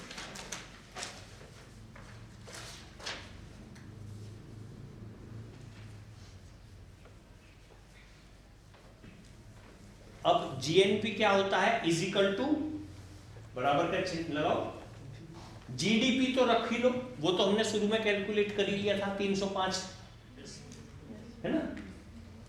अब आगे जो भी करेंगे ना हम दोबारा से गिनने नहीं बैठने के, जीडीपी में ही प्लस माइनस कुछ छेड़खानी वही करते रहे। ठीक है। तो जीएनपी बराबर क्या होता है, जीडीपी। अच्छा अब देखो जीडीपी हमारा 305 था। ठीक है। अब अगर ये पता चला कि इसमें 55 रुपए का सामान तो किसी विदेशी कंपनी ने बनाया, ठीक है, और वो इस इनकम को भारत से बाहर ले गई। ठीक है। तो भारतीयों का कितना है फिर, 55 को घटाओगे तो minus out going income. GDP में जीएनपी कैसे कैलकुलेट होगा, जीडीपी माइनस आउट गोइंग। ठीक है। और पता ये चला, ठीक है, कि 40 भारतीयों ने बाहर जो गए हुए हैं वहां अर्न किया है, उसे भारत में लाए। तो वो 40 जोड़ लो प्लस कर लो incoming income from abroad, outgoing income from to abroad minus कर दो और इनकमिंग इनकम फ्रॉम अब्रॉड को ऐड कर। कितना आया, 290। और यहां भी एक कंसेप्ट हो गई, जिस देश का जीडीपी ज्यादा हो और जीएनपी कम हो, समझ लो वो अभी उतना डेवलप नहीं हुआ है ना। ठीक है। यानी एक्सपोर्ट इंपोर्ट में वो अभी निगेटिव बेनिफिट में। हमारे कहीं ना कहीं जो अर्निंग है, हमारे यहां से अर्निंग बाहर ज्यादा जा रही है और बाहर से कम आ रही है। और देश की इस समय कंट्री हम इसी स्टेज पे हैं। और अगर किसी डेवलप्ड नेशन की देखें, हम अमेरिका की देखेंगे, तो पता चलेगा कि उसका जीएनपी ज़्यादा है और जीडीपी कम है, क्योंकि वो सारा अपने ही नहीं प्रोड्यूस कर रहा हो, तो दुनिया में प्रोड्यूस कर रहा है, वहां से ला रहा है। समझ में आ गई ना बात? ये इसी वजह से मैंने इसको कम किया जीएनपी को, क्योंकि हम इस स्टेज में हैं अभी। और ये जो पूरा अभियान है ना आत्मनिर्भर भारत, ये इसी पलटने का है। मेक इन इंडिया की जो पूरी कंसेप्ट है ना, वो इसी कंसेप्ट कि हमको अपना यहाँ पर पहले तो जीडीपी बढ़ाना है, और फिर जब आत्मनिर्भर की हम बात कर रहे हैं तो फिर हम ही करें उस काम को। भले ही शुरू में हम दूसरों की हेल्प लें, लेकिन अल्टीमेटली हमें खुद को ही ग्रो करना है। तो मेक इन इंडिया, और मेक इन इंडिया से होगा आत्मनिर्भर भारत। ठीक है, ये कंसेप्ट है। अभी हम जीडीपी हमारा ज्यादा है और जीएनपी कम है। अब एक शब्द लिखिए एनएनपी, नेट नेशनल प्रोडक्ट। अब देखो, नेट नेशनल करना है ना, तो कुछ ग्रोस नेशनल निकला हुआ है क्या? कौन से नंबर पे? थर्ड। ग्रोस नेशनल तो थर्ड पे ही है। जीएनपी निकला हुआ है ना, तो एनएनपी के लिए क्या करना है? जीएनपी से शुरू कर लो। क्या करें बताओ, लगाओ दिमाग। डेप्रिसिएशन माइनस होते ही काम बन जाएगा। ग्रोस से नेट होने में तो डेप्रिसिएशन ही घटता है। ठीक है, तो एनएनपी क्या हो गया? GNP minus depreciation. आई कुछ बात समझ में? ठीक है, और पढ़ा क्या रहे हैं? और नेशनल इनकम का कहीं जिक्र नहीं हो रहा अब तक, है ना? जैसे कोई पूछे कि आपके पिताजी क्या करें, तो मेरे पिताजी अजी पूछो मत, मेरे पिताजी सारा घर उन्हीं के जिम्मे है ना। चाचा तो हमारा कुछ करता ही नहीं, ताऊ जी हमारे कुछ नहीं करते, बुआ की शादी तो हमारी पापड़। भाई तो असली बात नहीं बताना जो तेरे से पूछा, है ना। ऐसा नहीं है वो झूठ बोल रहा है, बात वो सारी सही कह रहा है ना। पीढ़ी में ना बस ऐसा जो पूछा ना बस उतना ही बता देना, और चक्कर में मत पड़ना, ज्यादा दिमाग नहीं लगाना। वहां जितना पूछा है उसी का सही आंसर। कभी बहुत दिमाग लगाने लगे, ठीक है। अब ये एनएनपी आ गया, इसमें बिना कहे एक शब्द अपनी तरफ से जोड़ लो, ये मार्केट प्राइस पे। ये जो अभी निकाला ना हमने, कितना आया? डेप्रिसिएशन उतना ही मान लो जितना था। कितना था? 25 था। तो एनएनपी कितना हुआ हमारा? 265 290 था ना पहले। 265। हाँ भाई इतना ही हुआ ना। देखो मैं कोई प्राइज तो देने से रहा, भारत रत्न अभी ईमानदारी से बताना कि 265 की कैलकुलेशन कितने लोगों की कॉपी पे है? हाथ उठाओ। 1 2 3 4 5 6 7 8, ठीक है, मेजोरिटी की है। रखो जिनके पास ये कैलकुलेशन नहीं है जरा वो हाथ उठाए। उठा लो, कोई बात नहीं, ये कोई, ठीक है, तुम कहीं भी नहीं उठा रहे भाई, तो उठा लो, ढंग से उठाओ। हाँ 1 2 3 4, समझ तो आ गया ना? ठीक है। अब हमारा एनएनपी कितना हुआ? 265। अब एक नेक्स्ट शब्द आएगा और उसको लिखिए आप NNP at 88 factor cost. NNP ऊपर तो है मार्केट प्राइस पर, सही है। और अब हम इसकी जगह एक शब्द जोड़ेंगे एनएनपी एट फैक्टर कॉस्ट, ठीक। और इसमें डैश दे करके लिख लीजिए this is the concept of national income in India.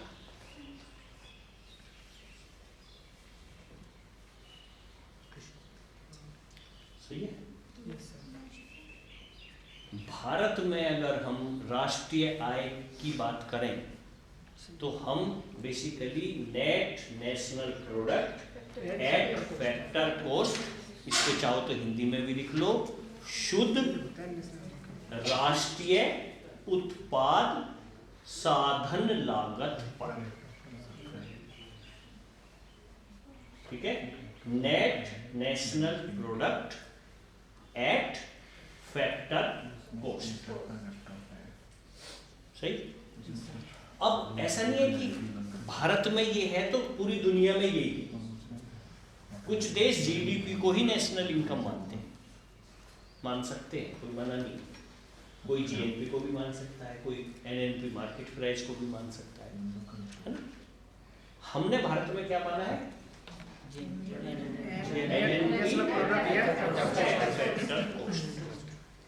अब एनएनपी तक तो क्लियर है। अब क्या बचा? बस ये समझ में अगर आ गया तो फिर ही निकल गया, है ना। एक सवाल तो आएगा ही, ठीक है। अब इसको यहीं रोको, कुछ थोड़ा इधर उधर की बात करनी पड़ेगी, फिर आएंगे वापस, है ना। इधर उधर की मतलब ये नहीं कि बाहर निकल रहे हैं, चल रहे, कुछ पिक्चर की बात करेंगे सब्जेक्ट की। देखो एक शब्द आप लिखिए, मीन्स ऑफ प्रोडक्शन, मीन्स या फैक्टर्स ऑफ प्रोडक्शन, ठीक है। Factors of production. इकोनॉमिक्स के अंदर हम ये मानते हैं कि जो भी चीज प्रोड्यूस होती है तो उसके कुछ कारक हैं, फैक्टर्स हैं। और मोटे तौर पर हम क्या मानते हैं? लैंड, लेबर और कैपिटल। लिखो, क्रम में लिखना, लैंड, लेबर और कैपिटल, ये उत्पादन के साधन हैं। अगर आपको प्रोड्यूस करना है तो आपके पास लैंड होनी चाहिए, लेबर होनी चाहिए और कैपिटल, है ना। इन तीनों के कॉम्बिनेशन से प्रोड्यूस होती हैं चीजें, है ना। और ये तीनों अलग अलग हैं, तो इनको एक साथ मिलाना पड़ेगा, है ना। और जब हमको इन तीनों को एक साथ मिलाना है तो ये ऐसे ही आ जाएंगे, है ना। ऐसा तो कोई बारात में भी नहीं आता। अगर उसे ये ना कहें कि प्रीति भोज है, बताओ, डिनर एट 8, अगर ये ना लिखो शादी के कार्ड में, आएगा कोई? देखो मेरी शादी है, राजाना, खाली नाचना, बस पैर तोड़वाना, उसके बाद कुछ खाने को तो देना पड़ेगा। अब आप खाने का भी कमिटमेंट नहीं करेगा तो कौन आएगा? और ये कोई बहुत बढ़िया बात नहीं है कि एक बार कमिटमेंट कर दे तो हम अपनी भी नहीं सुनते। बढ़िया बात थोड़ी है, इसे मानते होंगे पर ये गंदी बात है। जिसका कमिटमेंट किया है उसकी पूरी सुनो, जिससे किया है उसकी भी सुनो। अब लैंड, लेबर और कैपिटल ये मीन्स ऑफ प्रोडक्शन है। अपने अपने घर आराम से चद्दर तान के सोए। अब ये ऐसे नहीं आने के, इनको बुलाना पड़ेगा, और जब बुलाओगे तो इनको कमिट करना पड़ेगा कुछ। भाई क्यों आएगा वरना? अब दोस्त भी कहाँ गए, उसे भी कहना पड़ेगा आजा कोल्ड ड्रिंक पियेंगे, चाय पियेंगे। हम ऐसे लोग भी नहीं बुलाते हैं, घर पे कब आओगे चाय? चाय पहले बताओ। अब इन तीनों का जो कमिटमेंट है, लैंड के कमिटमेंट को हम कहते हैं, लैंड को जो देना पड़ेगा बदले में वो है रेंट, लिखो। और लेबर को वेजिस, और कैपिटल को इंटरेस्ट, ठीक है। कैपिटल को बदले में देना पड़ेगा ब्याज। तो ये क्वेश्चन आया था 2019 में। हाँ, वेरी गुड। इससे पता है क्या हुआ? अपनी वैल्यू सी बढ़ी ना। क्यों लगा नहीं तुम सबको कि इसका मतलब सर तो ठीक पड़ा है। इसको तो क्रम में रखना बताया था कि पहले क्या आएगा, सेकंड पे क्या, थर्ड पे क्या। ठीक है भाई, ये जो रिसोर्सेज है ना, इनको बदले में कुछ चाहिए। बिना बदले में कुछ देने के, प्रोमिस के कौन आएगा? अब माननीय मुख्यमंत्री योगी आदित्यनाथ जी ने ये योजना की, इसमें ये होना टीचरों को बुलाना पड़ेगा ना, बिना कमिटमेंट के कुछ तो करना होगा। और अगर कंफ्यूजन है अभी, और जैसा कि है कि कितना, तो अभी उतने जोश में नहीं है शिक्षक। और रिकॉर्ड हो रहा है तो और अच्छी बात, अगर पहुंच जाए कि कमिटमेंट वहां तो हो रहा होगा, हम तक नहीं पहुंचा, तो कहीं ना कहीं बीच में गड़बड़ है ना। देखो कमिटमेंट कर दो एक बार, तो फिर वो लेबर भाग के आएगा, कैपिटल भी भाग के आएगा, है ना? ऐसे नहीं आएगा कोई क्यों आईटी में जा रहे हैं सब बच्चे? आईटी कंपनियों में क्यों भाग रहे हैं? क्यों बीटेक सीएस कर रहे हैं? क्योंकि वहां उनको लग रहा है कि वहां ज्यादा रिटर्न मिलेगा। जहां पर रिटर्न ज्यादा मिलेगा भैया लेबर तो वहां जाएगी ना, ये वहां पर उसको ज्यादा रिटर्न होने की उम्मीद होगी। ऐसे क्यों आएगी कैपिटल? आप देख रहे हैं ना, भारत में एफडीआई बढ़ रहा है ना, वैसे ही बढ़ रहा है खम खा। कोई फूफा जी थोड़ी है दूसरे देश हमारे कि फूफा जी हमारे यहाँ पैसा लगा रहे, भैया बिजनेसमैन है वो भी। उन्हें भारत में अगर पैसा लगाने पर ज्यादा रिटर्न की उम्मीद होगी तो ही तो लगाएंगे। जिस दिन उनको लगेगा कि भारत में पैसा लगाना उतना प्रॉफिटेबल नहीं है, निकल जाएंगे। आज दुनिया में चाइना से विड्रॉ हो रहा है ना, कैपिटल का ही तो हो रहा है वो। और बस मोदी जी इसी काम में लगे कि वो अपने को पास के पास हमारे आ जा, क्यों इधर उधर धक्के खा। तो चाइना से निकल और दिल्ली आ, यही तो पूरा प्रोजेक्ट चल रहा है इस समय। अब उसके लिए पूरी मार्केटिंग चली रही है, करनी पड़ेगी और उनको कमिट भी करना पड़ेगा। अब जो आदमी इन तीनों रिसोर्सेज को मिलाता है, ठीक है, उसको कहते हैं हम इंटरप्रेन्योर, और उस काबिलियत को कहते हैं इंटरप्रेन्योरशिप, जो कि चौथा फैक्टर ऑफ प्रोडक्शन है।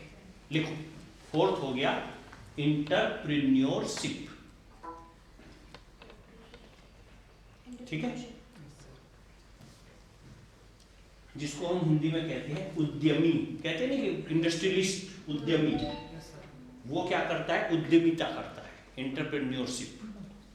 अब एक बात बताओ, उसने कमिट कर दिया लैंड से कि तुम्हें हम ये देंगे, लेबर से भी कमिट कर दिया, कैपिटल से भी कमिट कर दिया। इसी उम्मीद पे तो क्या है कि मैं इन तीनों को मिलाकर जो प्रोड्यूस करूंगा उसकी ये तो कॉस्ट हो गई, जो लैंड को देना है वो इंटरप्रेन्योर के लिए कॉस्ट हो गई ना, जो लेबर को देना है वो कॉस्ट हो गई, जो कैपिटल को देना है ब्याज वो उसकी कॉस्ट हो गई ना। वो किस उम्मीद में इन्हें मिलाए बैठा है? ऐसे ही थोड़ी, उसको ये उम्मीद है कि, और उसे ये उम्मीद ही नहीं, उसे ये विश्वास है, उसे अपनी योग्यता पर ये विश्वास है। इसलिए उद्योगपतियों को गाली दे दो खाली खड़े होकर के, उससे काम नहीं चलेगा।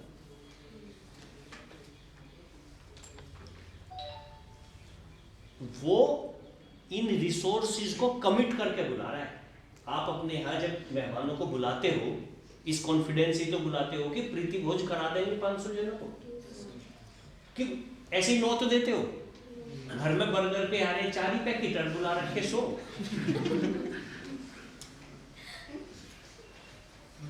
होगा ना कलेश। भाई आपने लैंड लेबर कैपिटल को बुला तो लिया और कमिट भी कर दिया, बिना कमिट तो वो आनी ही नहीं। तो आपको अपने पर ये पूरा विश्वास होगा कि मैं इनके कॉम्बिनेशन से जो प्रोड्यूस करूंगा, प्रोड्यूस में क्या करूंगा? आइदर गुड्स और सर्विस, ठीक है, और उनको मैं मार्केट में बेचूंगा, तो उसके मार्केट का जो प्राइस मुझे आएगा वो इस कमिटमेंट से ज्यादा आ जाएगा। यही तो मुझे विश्वास है यही मुझे उम्मीद है। ठीक है, तो जो मेरी कॉस्ट है उससे ज्यादा प्राइस पर मैं अपने प्रोड्यूस को बेच दूंगा और बीच में मुझे बदले में क्या मिलेगा? प्रॉफिट। तो एंटरप्रेन्योरशिप का जो रिवार्ड है वो है प्रॉफिट। तो 4 चीजें हो गई, लैंड को मिल गया रेंट, लेबर को मिल गई वेजेस, कैपिटल को मिल गया इंटरेस्ट और एंटरप्रेन्योर को मिला प्रॉफिट। तो एक क्वेश्चन बनता है, profit is the reward of risk. लिख लो, profit is the reward of risk. भाई उसने रिस्क लिया ना। Yes sir. क्योंकि अगर जो उसने प्रोड्यूस किया वो ना बिक पाता या उतने में ना बिकता जितने की कॉस्ट है, प्रॉफिट ना होता तो भी कमिटमेंट तो पूरा होना था ना, बोला, तो उसे लॉस होता और वो फ्यूचर को देख रहा है, ये उसका रिस्क है। यही अनसर्टेनिटी, अनसर्टेनिटी ही तो रिस्क है। सर्टेनिटी कहीं का रिस्क, अगर चीजें सर्टेन है तब कहीं का रिस्क, अनसर्टेनिटी ही रिस्क है। और वो एंटरप्रेन्योर क्या होता है? अनसर्टेनिटी में ही घूमता है। तो इसलिए इतनी गाली मत दो उसे। और ये जो देश में ट्रेंड सा अभी पिछले कुछ दिन से राहुल गांधी ने मचा रखा है ना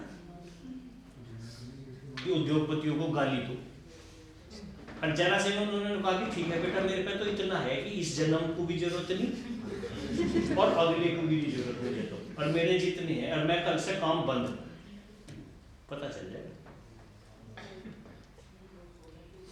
और वो तो समझदार है ना, वो ये काम नहीं करेगा, गाली खाएगा मगर अपना काम करेगा। फिर ये योजनाएं कहां से चलेंगी? कोई सी भी योजना हो भाई, टैक्स से ही तो चल रही है। हम सरकार से अपेक्षा तो बहुत कर रहे हैं कि सरकार ये भी करे ये भी करे, तो वो करेगी कहां से? वो हमसे ही लेगी, हम पर ही करेगी, बस। ये गवर्नमेंट की समझदारी है, यही गवर्नेंस है। हम अब रहने दो, अब तो ये एंड होने वाला है, अगले लेक्चर में बैठे, ठीक है, कि उसको ये बात पता हो कि मुझे कहां से लेना है। और यही प्रिंसिपल्स ऑफ टैक्सेशन है, क्योंकि जब कर लेंगे तो सैक्रिफाइस करना पड़ेगा, और सैक्रिफाइस में होता है त्याग, में होता है दुख, बर्डन, है ना। तो जब टैक्स लें तो ऐसे लें, छिपा छिपा के लें, उसे पता ही ना चले, पता चले तो बोझ कम लगे, है ना। ठीक है, यही टैक्सेशन है। जैसे ये मोबाइल मान लिया 25,000 रुपये जैसे गए थे, कितने का है? 25 का है, 25 दे। ये दिमाग में है कि मोबाइल है ही 25 का, और अगर इसकी बाइफर्केशन पता चल गई तो इस पर 8,000 एक्साइज ड्यूटी है, मुझे बड़ा दुख सा होगा यार, बढ़ कर इस पर तो है तो 17 का ही। ये तो सरकार ने मारे भाई, जैसे हम पेट्रोल डलवा रहे हैं, हमें पता है कि भाई 80 रुपये है, 90 जो भी है चल के आ जाए। और जो उसका किसी दिन बाइफर्केशन पता चल गया ना कि ये 90 क्यों, तो बहुत दुख सा होगा। तो इनडायरेक्ट टैक्स की कंसेप्ट ये है कि उसको इनडायरेक्टली लोगे, डायरेक्ट लोगे तो दुख होगा, आपको पता भी नहीं चलता और सरकार का काम भी होगा। और जो इनकम टैक्स है वो तो डायरेक्टली है ना, और उस पर जोड़ पड़ेगी, तो उसमें कौन, उसमें भी वो क्या करेगी, जोड़ तो पड़े पर ऐसे लो कि कम पड़े। जैसे खून तो लेना, उसे लिटा के और सुई लगाते हुए थोड़ा कम दर्द हो। तो अब जैसे हमारी सैलरी है, अब सबको पता है, मान लिया कि भाई सही वाली बता दूं, मान लिया कि चलो 2 लाख रुपए है ना, तो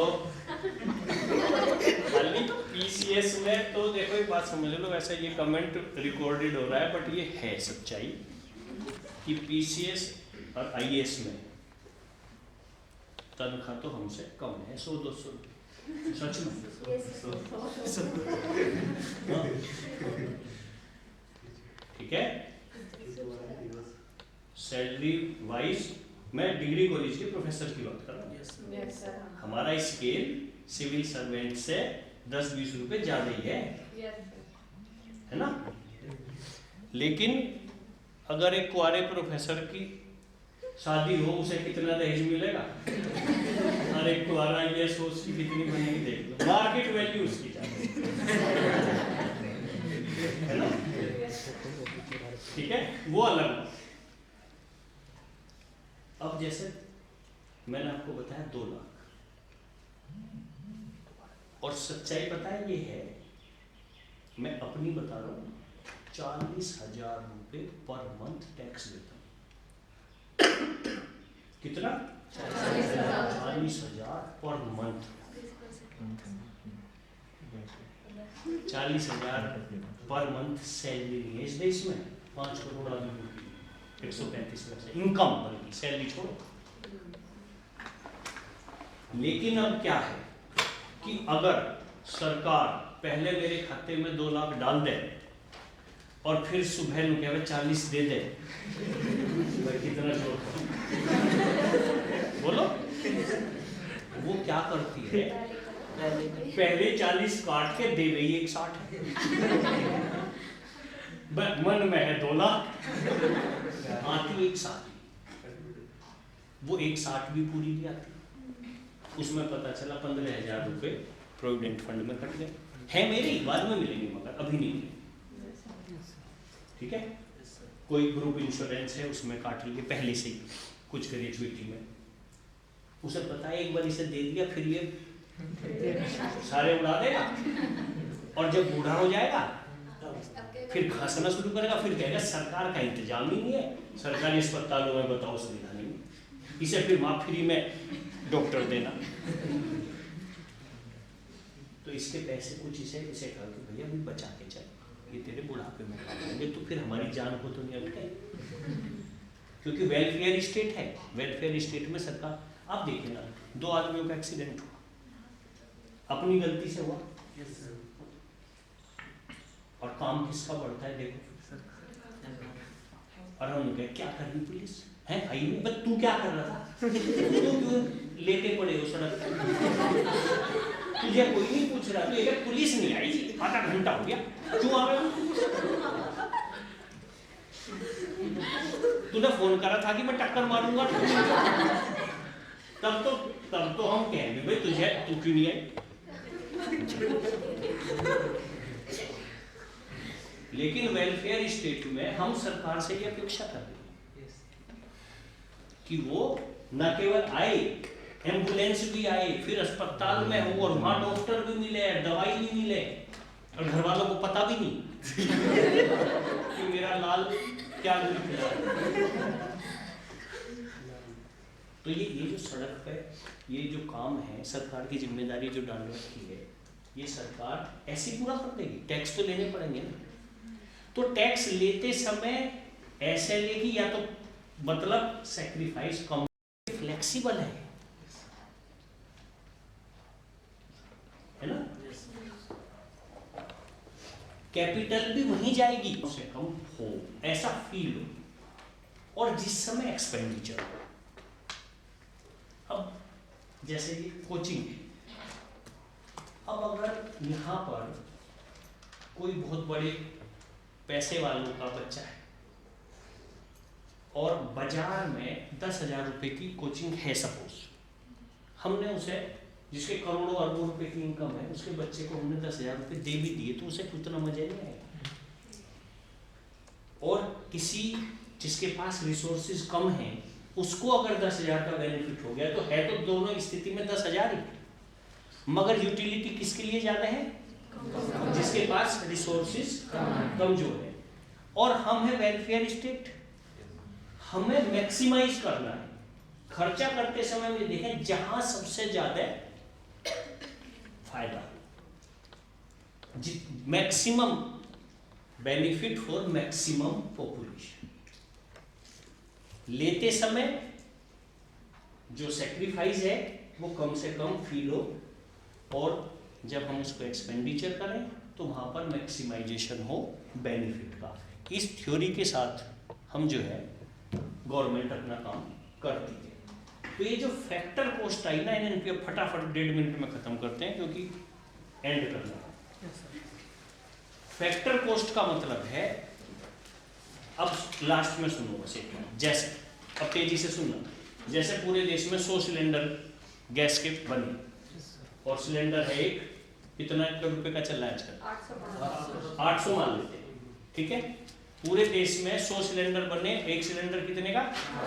टोटल प्रोडक्शन कितना हुआ? 80,000। हमने तो यही मान लिया।